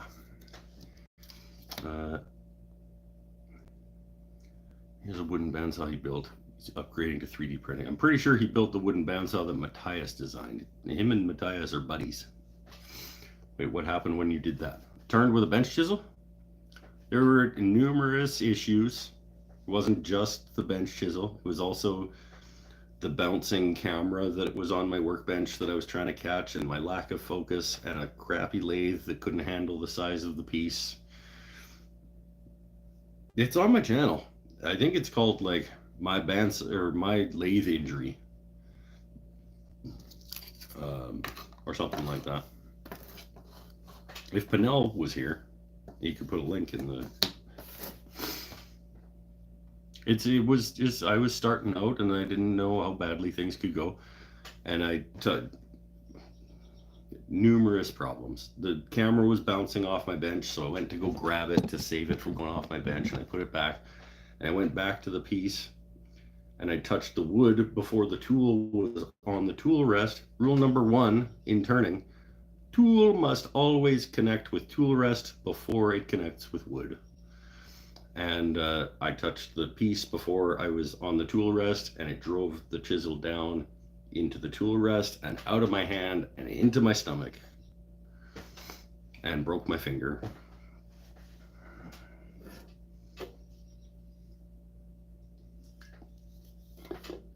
Just bad altogether. Nothing good happened.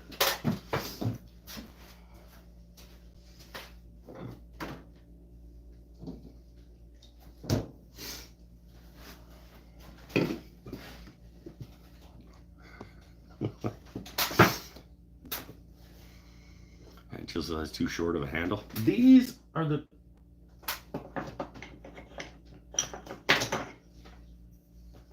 tools that came with my lathe.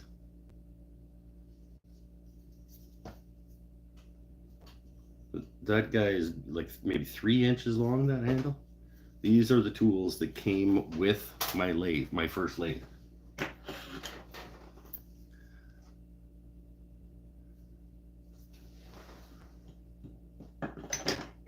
I leave them here as a reminder to never use those. I think it was maybe that guy that hit me in the belly. And when you look at it, it's a longer handle than the lathe tool that came with my lathe.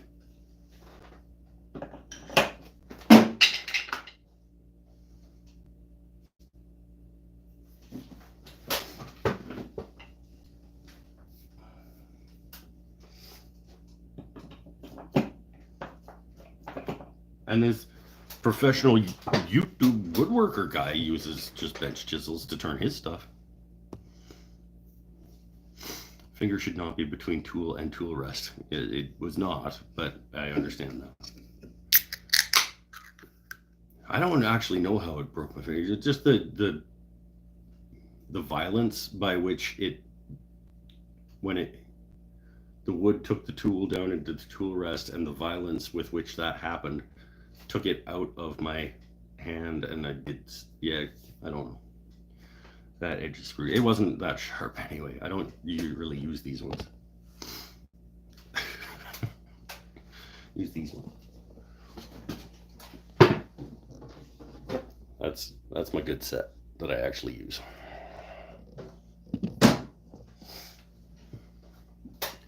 Oh, I have a set of mortise chisels. I have a set of mortising chisels that match that set of chisels that I should get up on that door. Totally forgot that I have those. I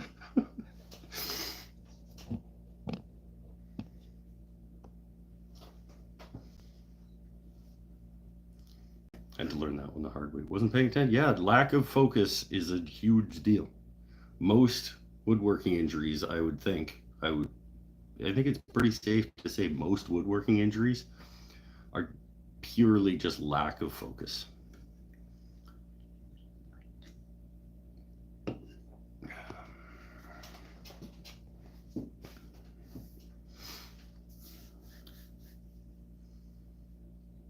wonder where those are. We have a full set of Narex mortise chisels.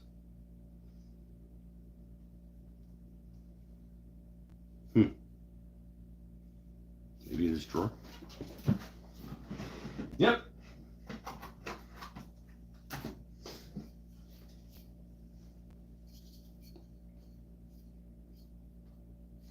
Taped up tips and everything.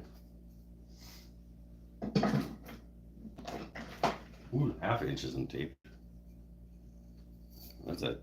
That's a hefty deal.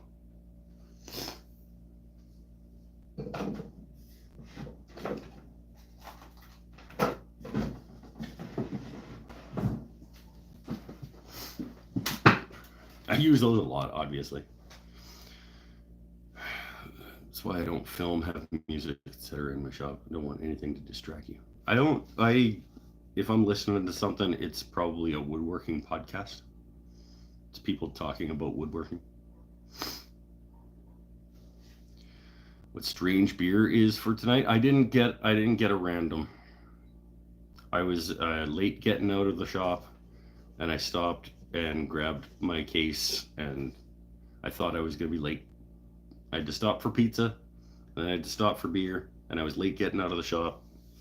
And I just grabbed, and the lineups were crazy at the beer store, so I just got no try the new beer tonight.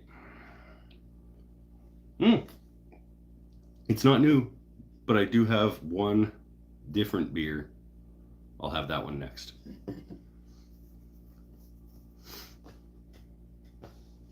Got a pig sticker. I guess, isn't that? I think that's a specific. I don't know. I got a set of those carbide turning tools off Amazon. The handles are a bit short if the wood is off balance. Yep. You can make a long handle if you join the two handles. You can make a long, or you could just make a longer handle with that tool and then replace the handle.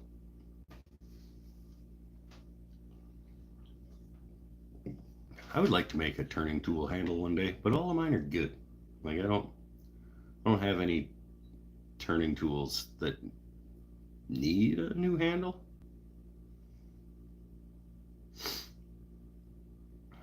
I found I can leave the round cutter on one end and the square cutter on the other end. Pig sticker equals mortising chisel. Oh, okay. I thought it was a specific type or size or something. Yeah, I got a whole set. A whole set of the Narax mortise chisels. For all those times that I am needing mortise chisels.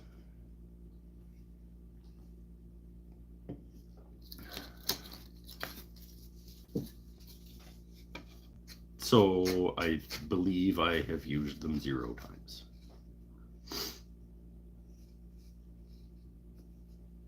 Nope. I used one of them once. I used one of them once to square up the end of mortises that I cut in a double mortise. Yep, I did a double mortise and tenon joint in the sharpening, the shaker style sharpening cabinet thingy over there. There's one joint that's a double. I might have cut the whole thing by hand. I'm sure that I used it for that. I'm pretty sure that I used it for that. In the Philippines, it's a rusty 10-inch blade, a very angry pig, and a Navy guy drinking beer with no idea what's going on. Pig sticker. Hey-o! If I had some high-speed steel, I would make my own tools too. Hey, how's my, Mr. Waldrop, how's my router plane coming? I'm getting another handmade Waldrop tool. Here's a question for you, Mike. Would you think it is more cost effective to sell off my tools and buy new ones, or have them shipped with the rest of your stuff? I think that's the wrong question. More cost effective? Probably shipping them. Because when you bought your tools, they were way cheaper than they will be to replace, and what you sell them for versus what you're going to replace them with, because you're going to replace them with better things. So more cost effective shipping, probably. But the question you should be asking is, shouldn't I take this opportunity to upgrade the tools that I know that I want to upgrade, selling off my tools, moving, buying the tools? Now that I am further along in my woodworking journey, I know what I need, what I don't need, what I want to spend more money on to get the better version of versus it doesn't matter because it's drill press. That you're more knowledgeable now. So I think selling and buying new is the better option, but in terms of technically cost efficient, probably shipping or transporting or whatever.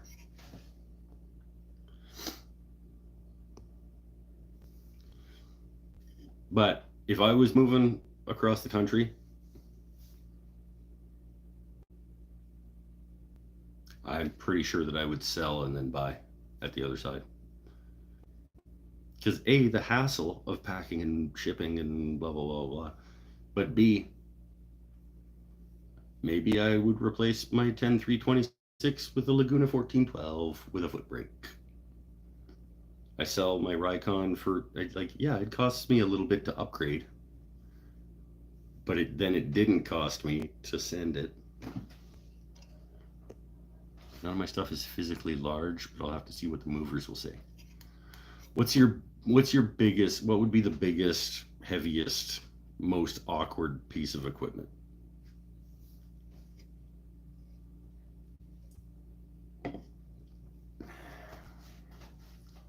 If you have a table saw, all of my tools will go in my Volvo wagon in the chests. Easy peasy. Well, sure. But you're like old timey, like Paul Sellers motherfucker.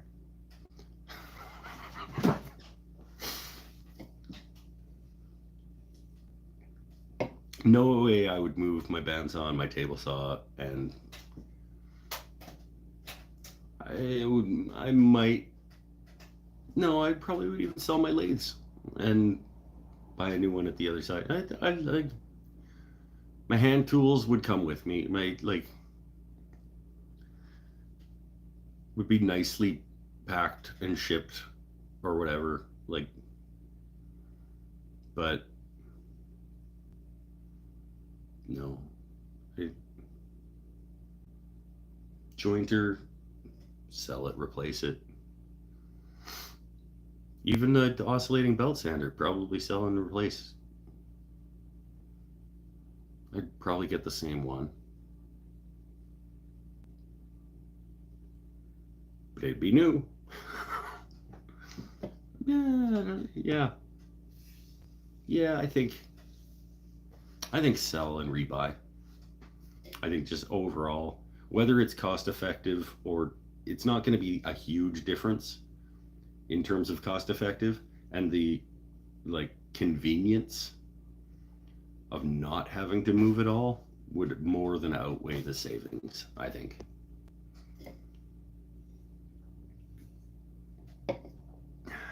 I'm gonna sell my tools when I move and start anew. Not a guy. Would it be cheaper to rent a box truck and drive the tools yourself? Yeah, if you're only making one trip and you can fit all of your other stuff in it too. But if you have to drive back and forth across the country, or you have to drive your stuff and fly back to go get your house of stuff to then drive that, maybe not. We've got to move everything else provers when it's time. Yeah. Debating having them toss it in the big truck anyway. If there's extra room, I mean, sure. But why not tell wife that there isn't going to be extra room? I need to sell all this stuff, and then when we get there, I have to go restock my shop with fresh tools.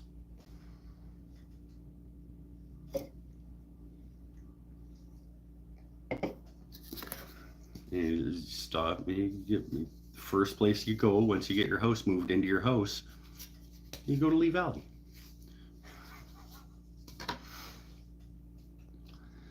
Used to own a rigid table saw. It was like $700. Yeah, that's mine. That's the one I got. The 4512. It was like, well, American, it would have been about $700. Yeah. Still clipping along just fine. It's pretty low on the list of things to replace. University helps cover moving expenses, so it makes sense to leverage pro movers. Yep, sure does. Lived on the same property for 64 years. I haven't had to worry about moving tools. Well, then Donnie, you're out of your element. Oh, not a lot of points. 4.5 points. Donnie, you're out of your element. Who's got it? Somebody has to just immediately have that. Then you get the pain of trying to sell it. It just price it properly, and it won't have problems selling it. The people only have problems selling stuff when they think that it's worth more than it's worth. Like, yeah, obviously you're gonna have trouble selling your like Craftsman circular saw for $90.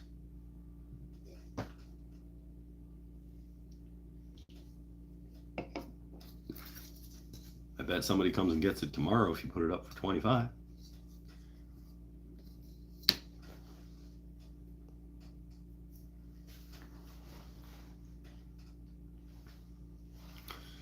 When the time comes to expat, I will sell and buy new. Honestly, I would probably sell and buy new if I was moving anywhere further than within town. Because it would give me an excuse to not have to move. Like, I gotta get rid of everything and buy new stuff when I get there, because the hassle and the expense of packing and shipping and moving it all just doesn't make sense. Miguel got 4.5 points. Not a guy.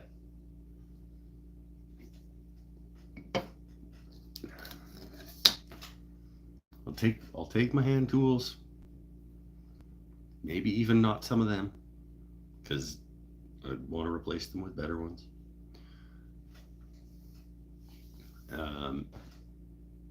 Sell all the power tools.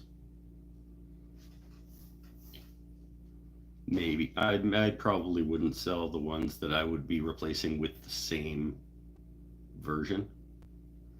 Like, if I was to buy a new DeWalt hand drill at the other side, I would just pack it and take it.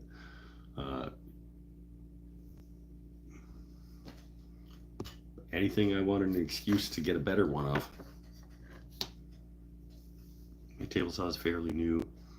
I would take a beating if I sold it and bought new, since prices have changed so much in the last couple. Yeah, but your table saw is now worth more than it was when you bought it, probably. I think I could probably sell my rigid table saw for more than I bought it for, because the cost of everything has gone up and I've been taking care of it. No, maybe not more than, but almost as much as I paid for it. I think if I put my table saw up for sale for $700 Canadian, I could probably sell it.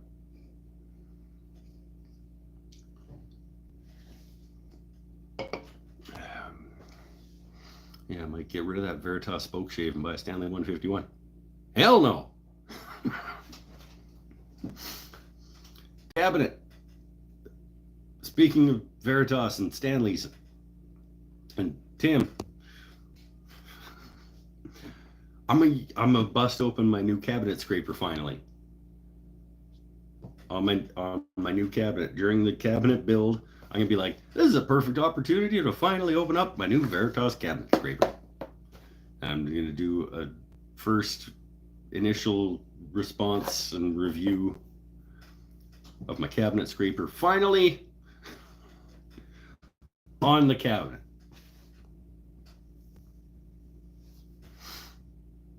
Not to mention that new table saws may jump in prices if they have to add saw stop blade brakes. Yeah, that's true. This is true.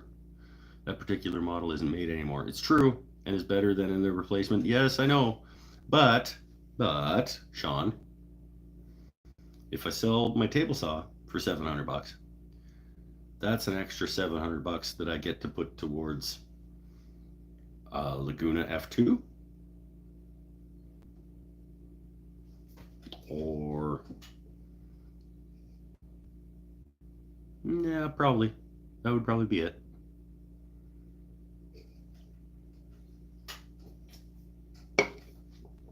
I think that's where I would be if I was buying a table saw right now, and I didn't want to $5,000 saw stop. I think I would probably Laguna F2.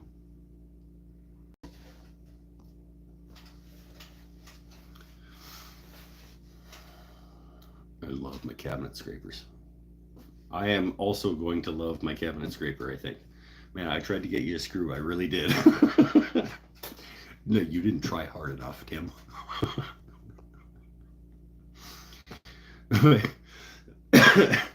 What is the deal with the... Why is that particular size of thumb screw? Like, is this a rare model or something that it won't, like, that size thumb screw is just hard to come by?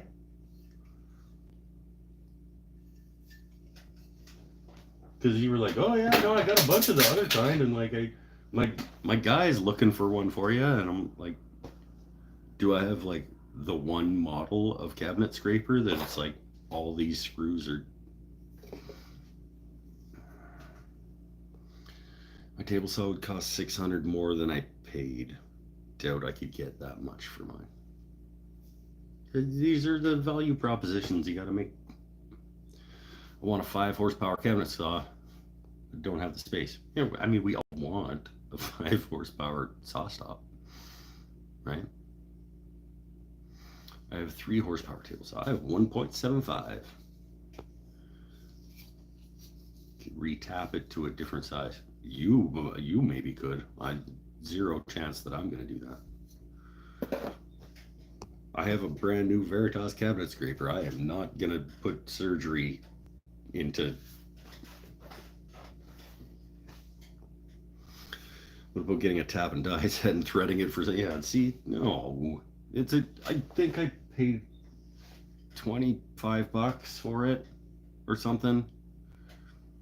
And it would be fine if it had a thumb screw. It doesn't, so it's not. Whatever. I got a brand new Veritas in a box somewhere in here.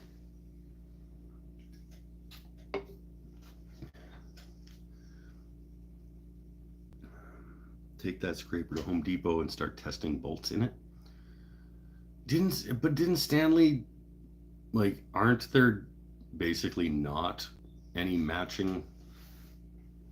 Didn't they have their own system of threads and blah blah blah blah blah? I don't care that much. I think it's pretty obvious that it doesn't matter really to me if I bought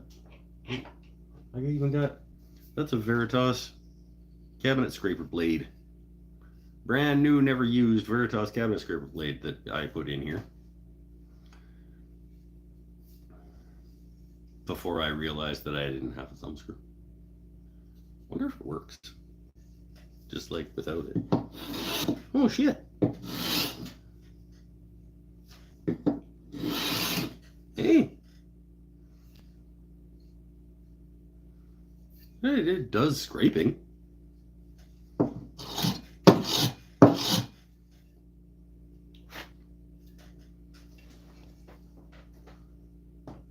Not as effectively as it would if it had a proper thumb screw in it, but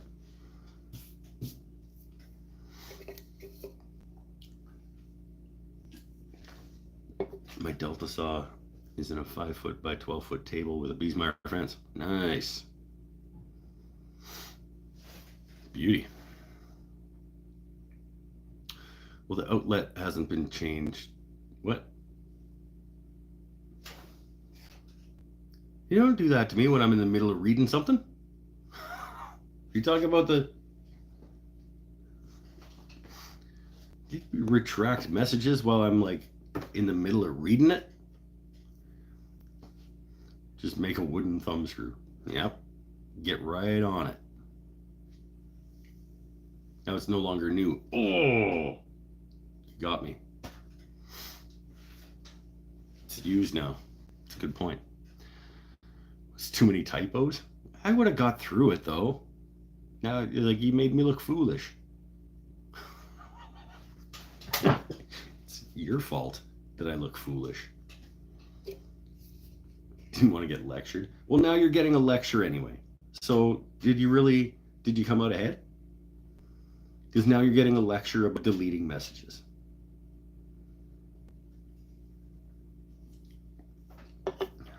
I don't think that was like, we would have been less, we would have taken less time to discuss the typos than we are taking now talking about the deletion of the message and my inability to move on from that. Type it again. Because you can't grade my message. No, but I can grade your behavior in removing your message. F. You get F. Not even like a D. Not even like a passing grade, but not good enough for credit. You get literally an F. You get a DNC. That's even worse than an F. Academics. Why is a DNC worse than an F at the like university college level? When you take a class, you would rather get an F than a DNC. Why? Anybody? 7 points. Here. And probably another small.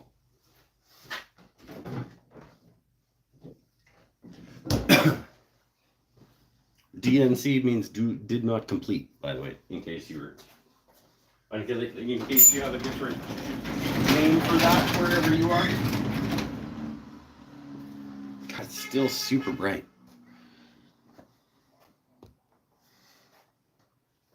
Would have been the same grade. Yeah, I don't know. Maybe. You don't know. And now we can't even tell. Like, we have no way of knowing.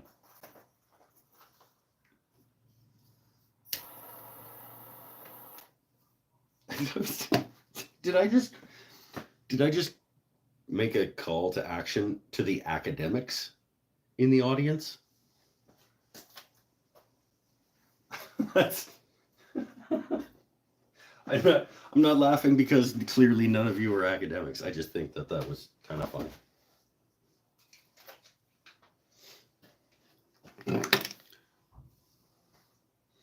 Burnt outlet as replacement, hasn't changed it.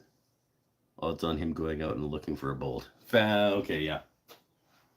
I've been busy. I'm making a new cabinet. I'm actually making 2 new projects. I have the super top secret project still that I've been working on.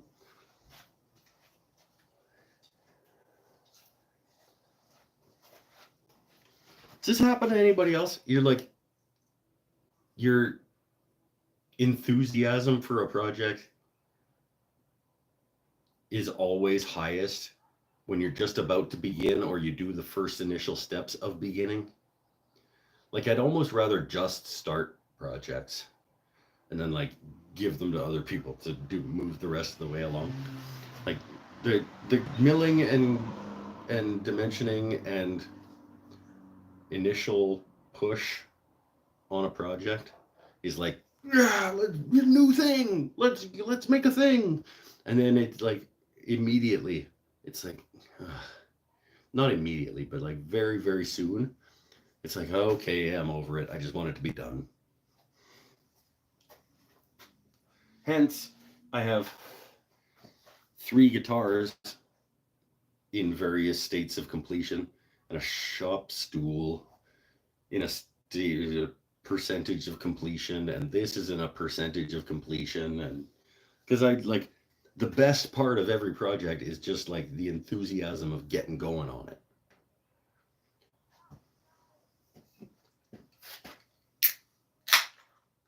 I hope that doesn't happen with the cabinet, but we'll see. I'm hoping to cut 4 sets of dovetails on Tuesday. 4 sets of dovetails and the dados and grooves, and tenons, and buy the piece of wood for the back panel. I'm just going to use plywood again for the back panel, and get it to a state where it holds itself together on Tuesday.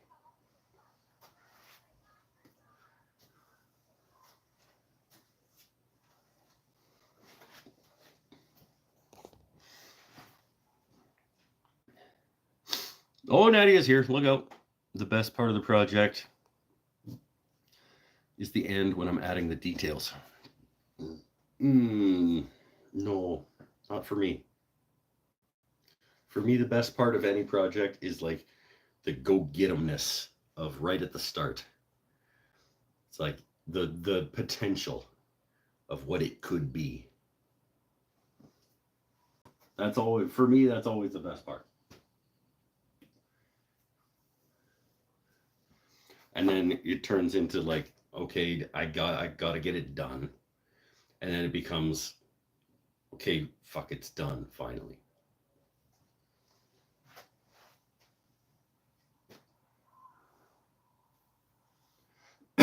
If it ever is. Some of it may never be done.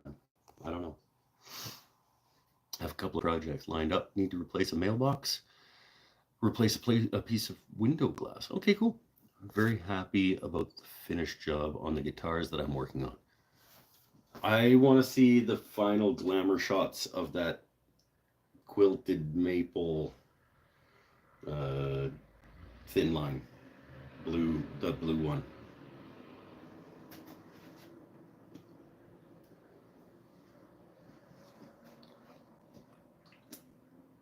That might be my favorite guitar that I've ever seen you make.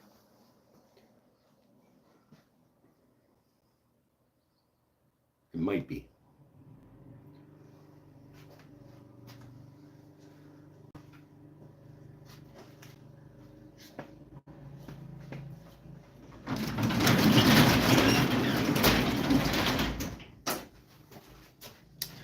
I had a walnut topped one at one point that I was quite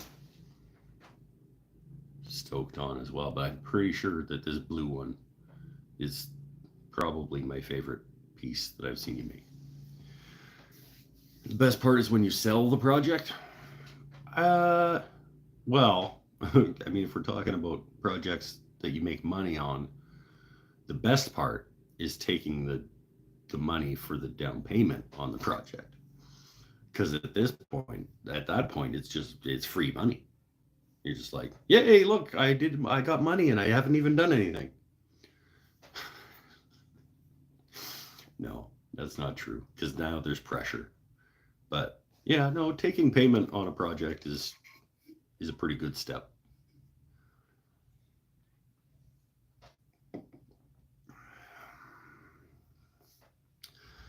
My favorite one I ever did was the walnut buddy with a Coke Bolo top.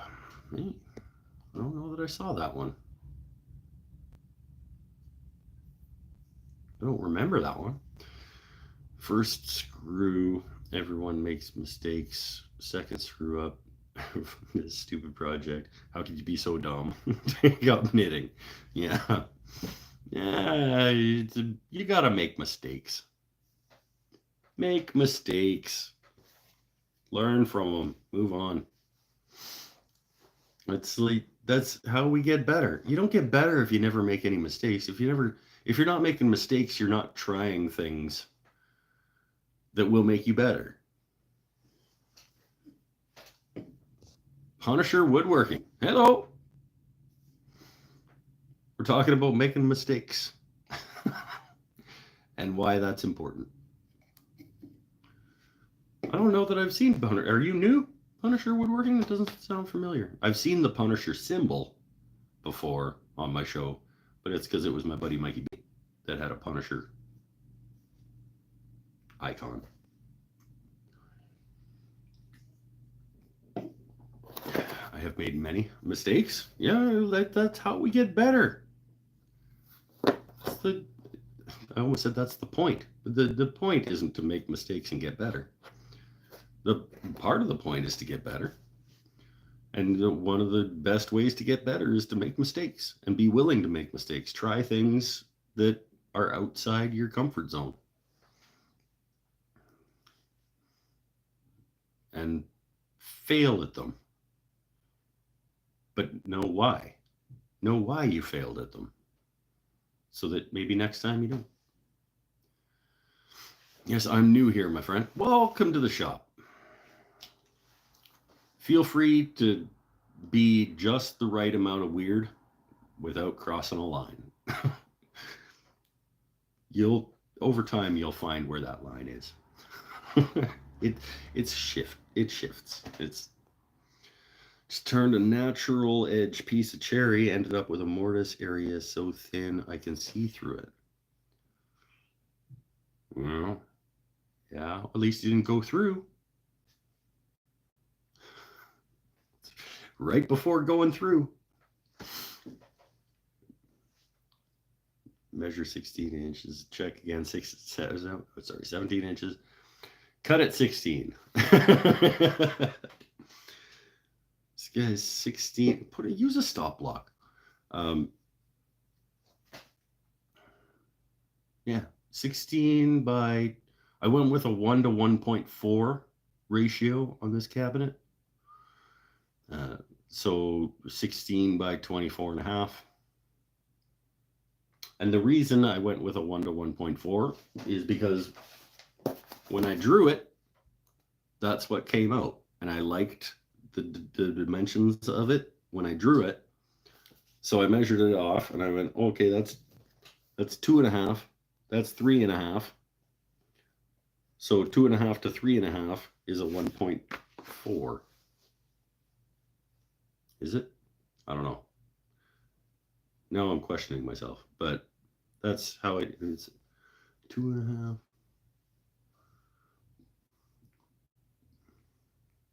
It's 5. 2.5 times 4 to get to 10. 3.5 times 4 is 14. Yep. 1 to 1.4. Do a lot of furniture repair. I appreciate people who do furniture repair. I've done a little bit. I don't enjoy it. So I don't tell people I do it. But when people come to me because I'm a woodworker and they say, hey, can you fix my chair? I say it'll cost you X number of dollars. And if they say, okay, I do that.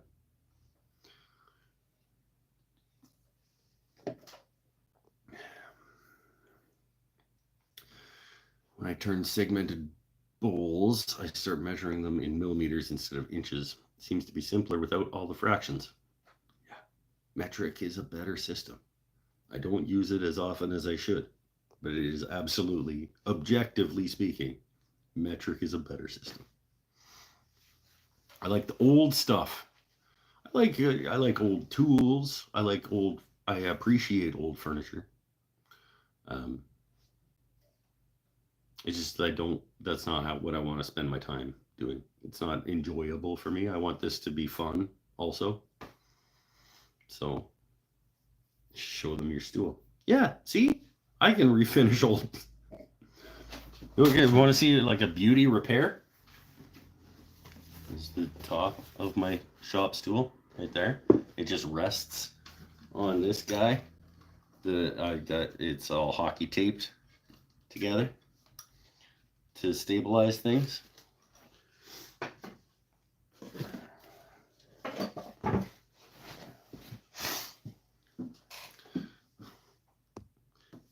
But I'll tell you what, if this stool was made by a craftsperson in the 1940s or something, I sure as hell wouldn't have hockey taped it back together when it started coming apart.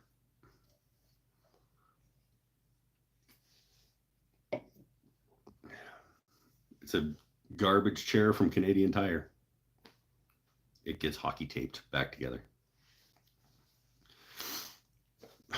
Because that's the extent of what it deserved.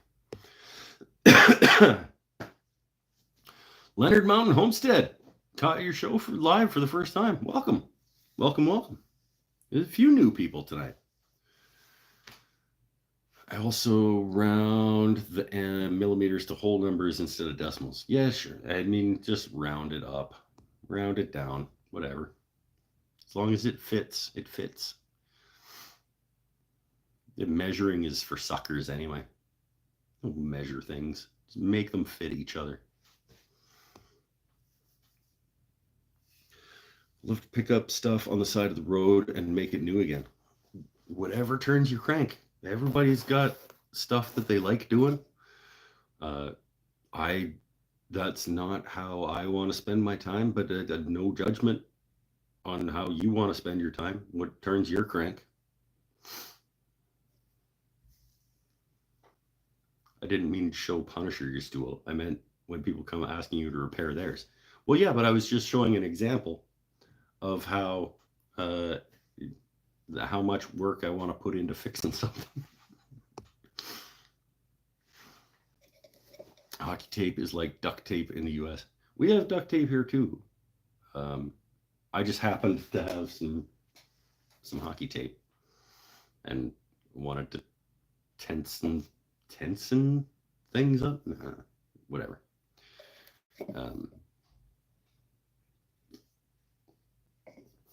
It's a fabric-based tape. It was going to be plenty strong enough to just secure things. Give me a little bit more time with it before I have to replace it. Haven't tried to make dog crap from the side of the road new again. I don't know that should be the goal of refinishing like free stuff from the side of the road. I don't think the goal should be to try and make it new again. I think the goal should be to try and make it useful again and attractive. Whether that means chalk paint and sandpaper and hitting it with a chain to make it rustic or whatever that means to you, to get it back into use. You're never going to take an old crap or like piece of furniture and make it new again. And it shouldn't. You shouldn't. You should like the piece of furniture itself should reflect its life. For me, if I want a new piece of furniture, I'm gonna make it. If I want an old piece of furniture refinished, I kind of want to know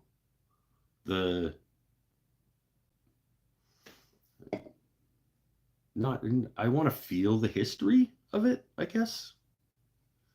Like I want to know that this is a piece that has been worth putting the time into refurbishment. I don't know. I find it relaxing. Yeah, sure. Everybody's got their thing. Some people like doing little mini intricate things. It's not for me. I don't do little mini intricate.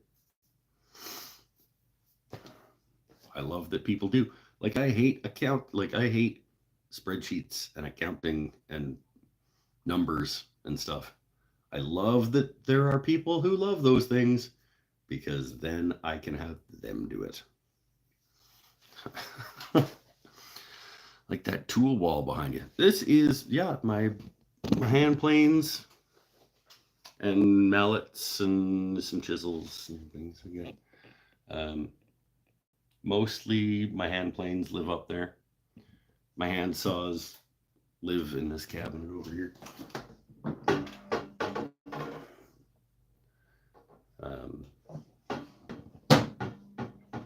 This is sort of this space behind my bench here is for sort of hand tool working. Tool wall is a virtual background. It's actually, yes, it's just green screen. The cabinet obviously is real because I opened it, but the tool wall is actually just green screen. Like I can't actually. It's a running joke on the channel that people are like, you never even use those. It's because I can't. They're just pretend. They're just. Okay. Oh. Touched it by accident. No Kamiko in a feature? No, I don't never say never. I never say never, but probably not. It's not my aesthetic either. It's not just that I don't want to be finicking with it. It's also just kind of not really my aesthetic.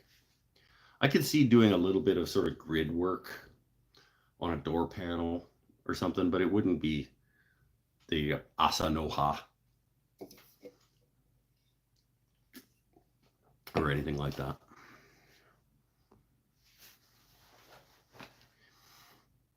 Leonard Mountain Homestead, are you the one that's just like you have an island just down there? Actually that way.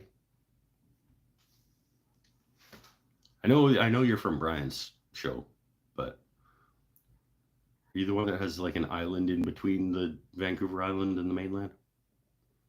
Down off Ladysmith?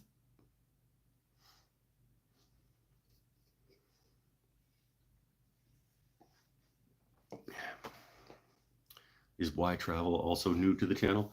No, well, new-ish. Maybe a month. Maybe 2 months. He's been around for a little bit, but not for super long. I might have misspoke. I keep the history. I clean it, fix what's broken, have fun with it. Okay, yeah. No, I just like I said, when somebody else I think said like make it new again, and that's something I don't really believe in. No island, just a mountain. Oh, okay. I don't remember the name of those guys then on the. They got an island, like just off Vancouver Island, just down over there. She like recently sold her business in Toronto and stuff. He's still waiting on his Lee Valley order of new Veritas plane blades since he can't sharpen. You're not wrong.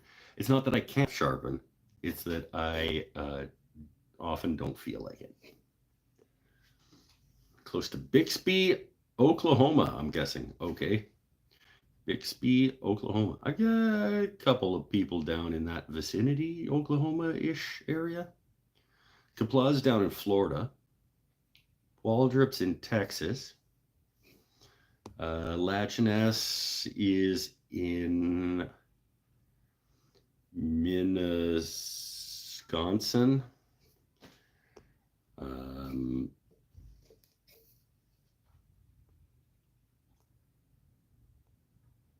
Who else we got?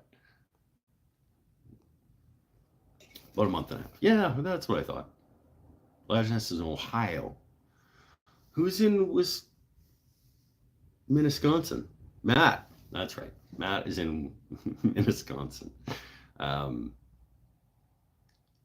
Upstate New York. Punisher, it's upstate New York. I got a few from up that way. Brian's up there.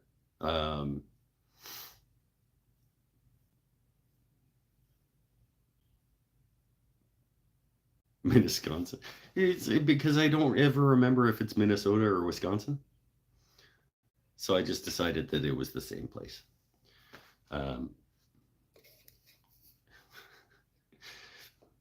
It's like Matt Cremona is also in Wisconsin.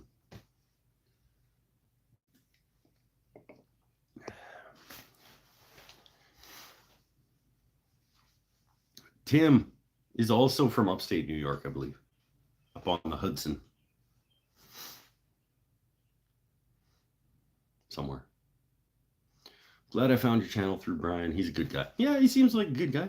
I can agree with that.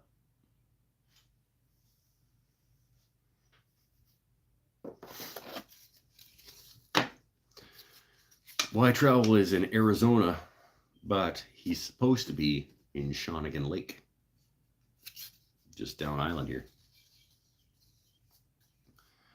Tim's in Kingston, near Albany-ish. Kingston. Is it Kingston, New York? How far is Kingston, New York from Kingston, Ontario? Can't be more than a couple 100 miles.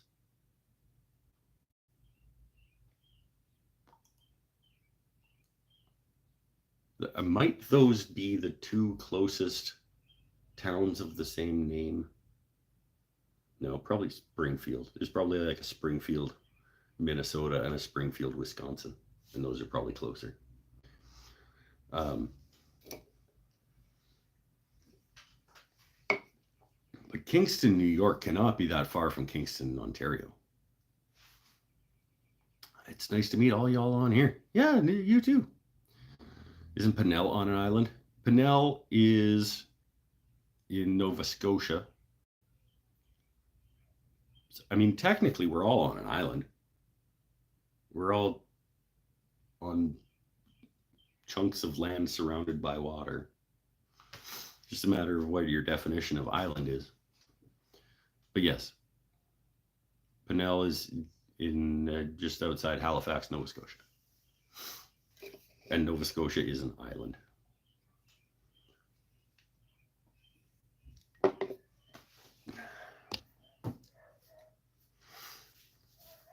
About 4 hours from you. What, Kingston, Ontario? Wait, I can't keep track. I can't keep up, you guys. I'm on a peninsula. Yeah, you're on a peninsula on an island.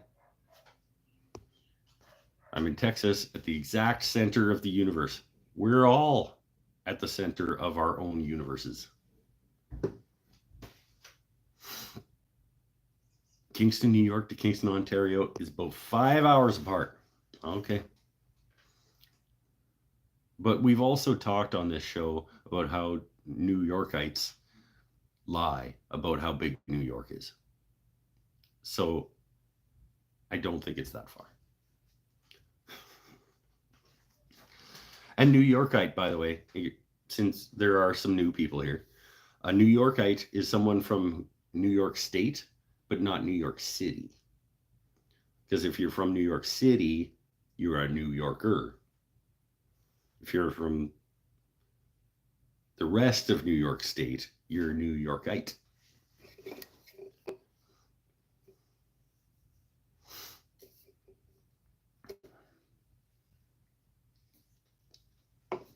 That's just science. I'm on 30 acres and I have 40 acres of blueberries next door. And what do you have on your 30 acres?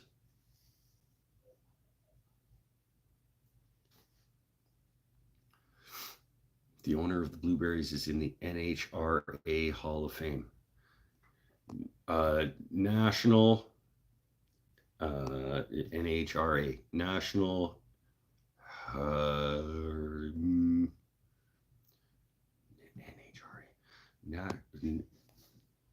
Association, National Hardwood Respect Association. No. National Racing, R is racing, maybe National Hardcore Racing Association. No.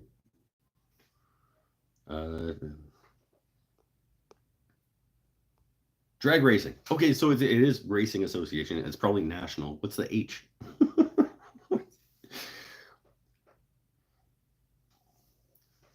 Hot rod. I think I did pretty good. New York City residents are cytoids. Don't argue with me, Tim. We established it here on the show as a team. For some reason, pizza in Buffalo, New York doesn't count as New York pizza. I got a Domino's over here. I have another piece.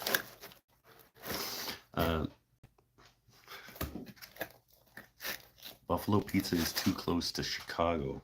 Oh, is it like a soup?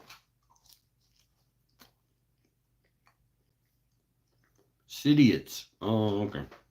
Sorry.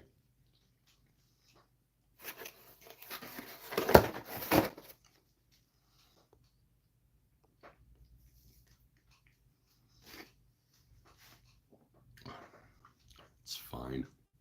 It's Domino's. It's perfectly mediocre and adequate. Just curious, do Canadians look down on people from Newfoundland? No.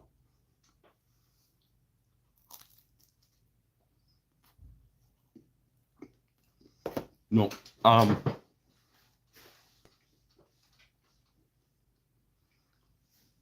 Well, okay.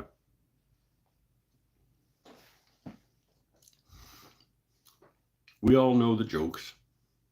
There's like, it's a pretty long-standing gag that Newfies are stupid and they talk funny and whatever. And it's like, but it's a lighthearted, like, oh, the stupid Newfie who talks funny kind of thing. Canadians look down on, okay, good Canadians, because not everybody who lives in Canada I would really call a Canadian. The Canadian attitude, from my perspective, is like appreciation for each other's differences and respect and helping hand and saying sorry when you didn't need to and polite and et cetera, et cetera. So I think that really we look down on assholes. So if you're from Newfoundland and you're an asshole or a huge like douche nozzle or whatever, yeah, it's not because you're a newfie we don't like you. We don't like you because you're a huge asshole.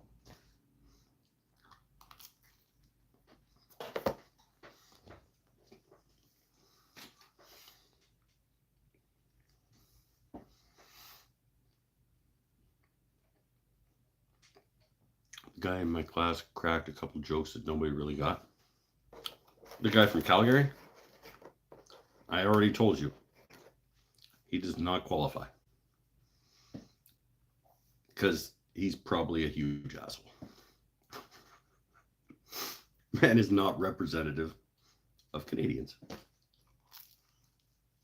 Well, I'm running out of juice. I gotta go. I didn't realize I was almost out of juice. My screen just went dark. Stay happy, stay healthy, stay safe. My phone's gonna die, and I don't want to lose the stream for the permanency of the internet. Bye for now. We'll see you next week. Utmost apologies. Whoops.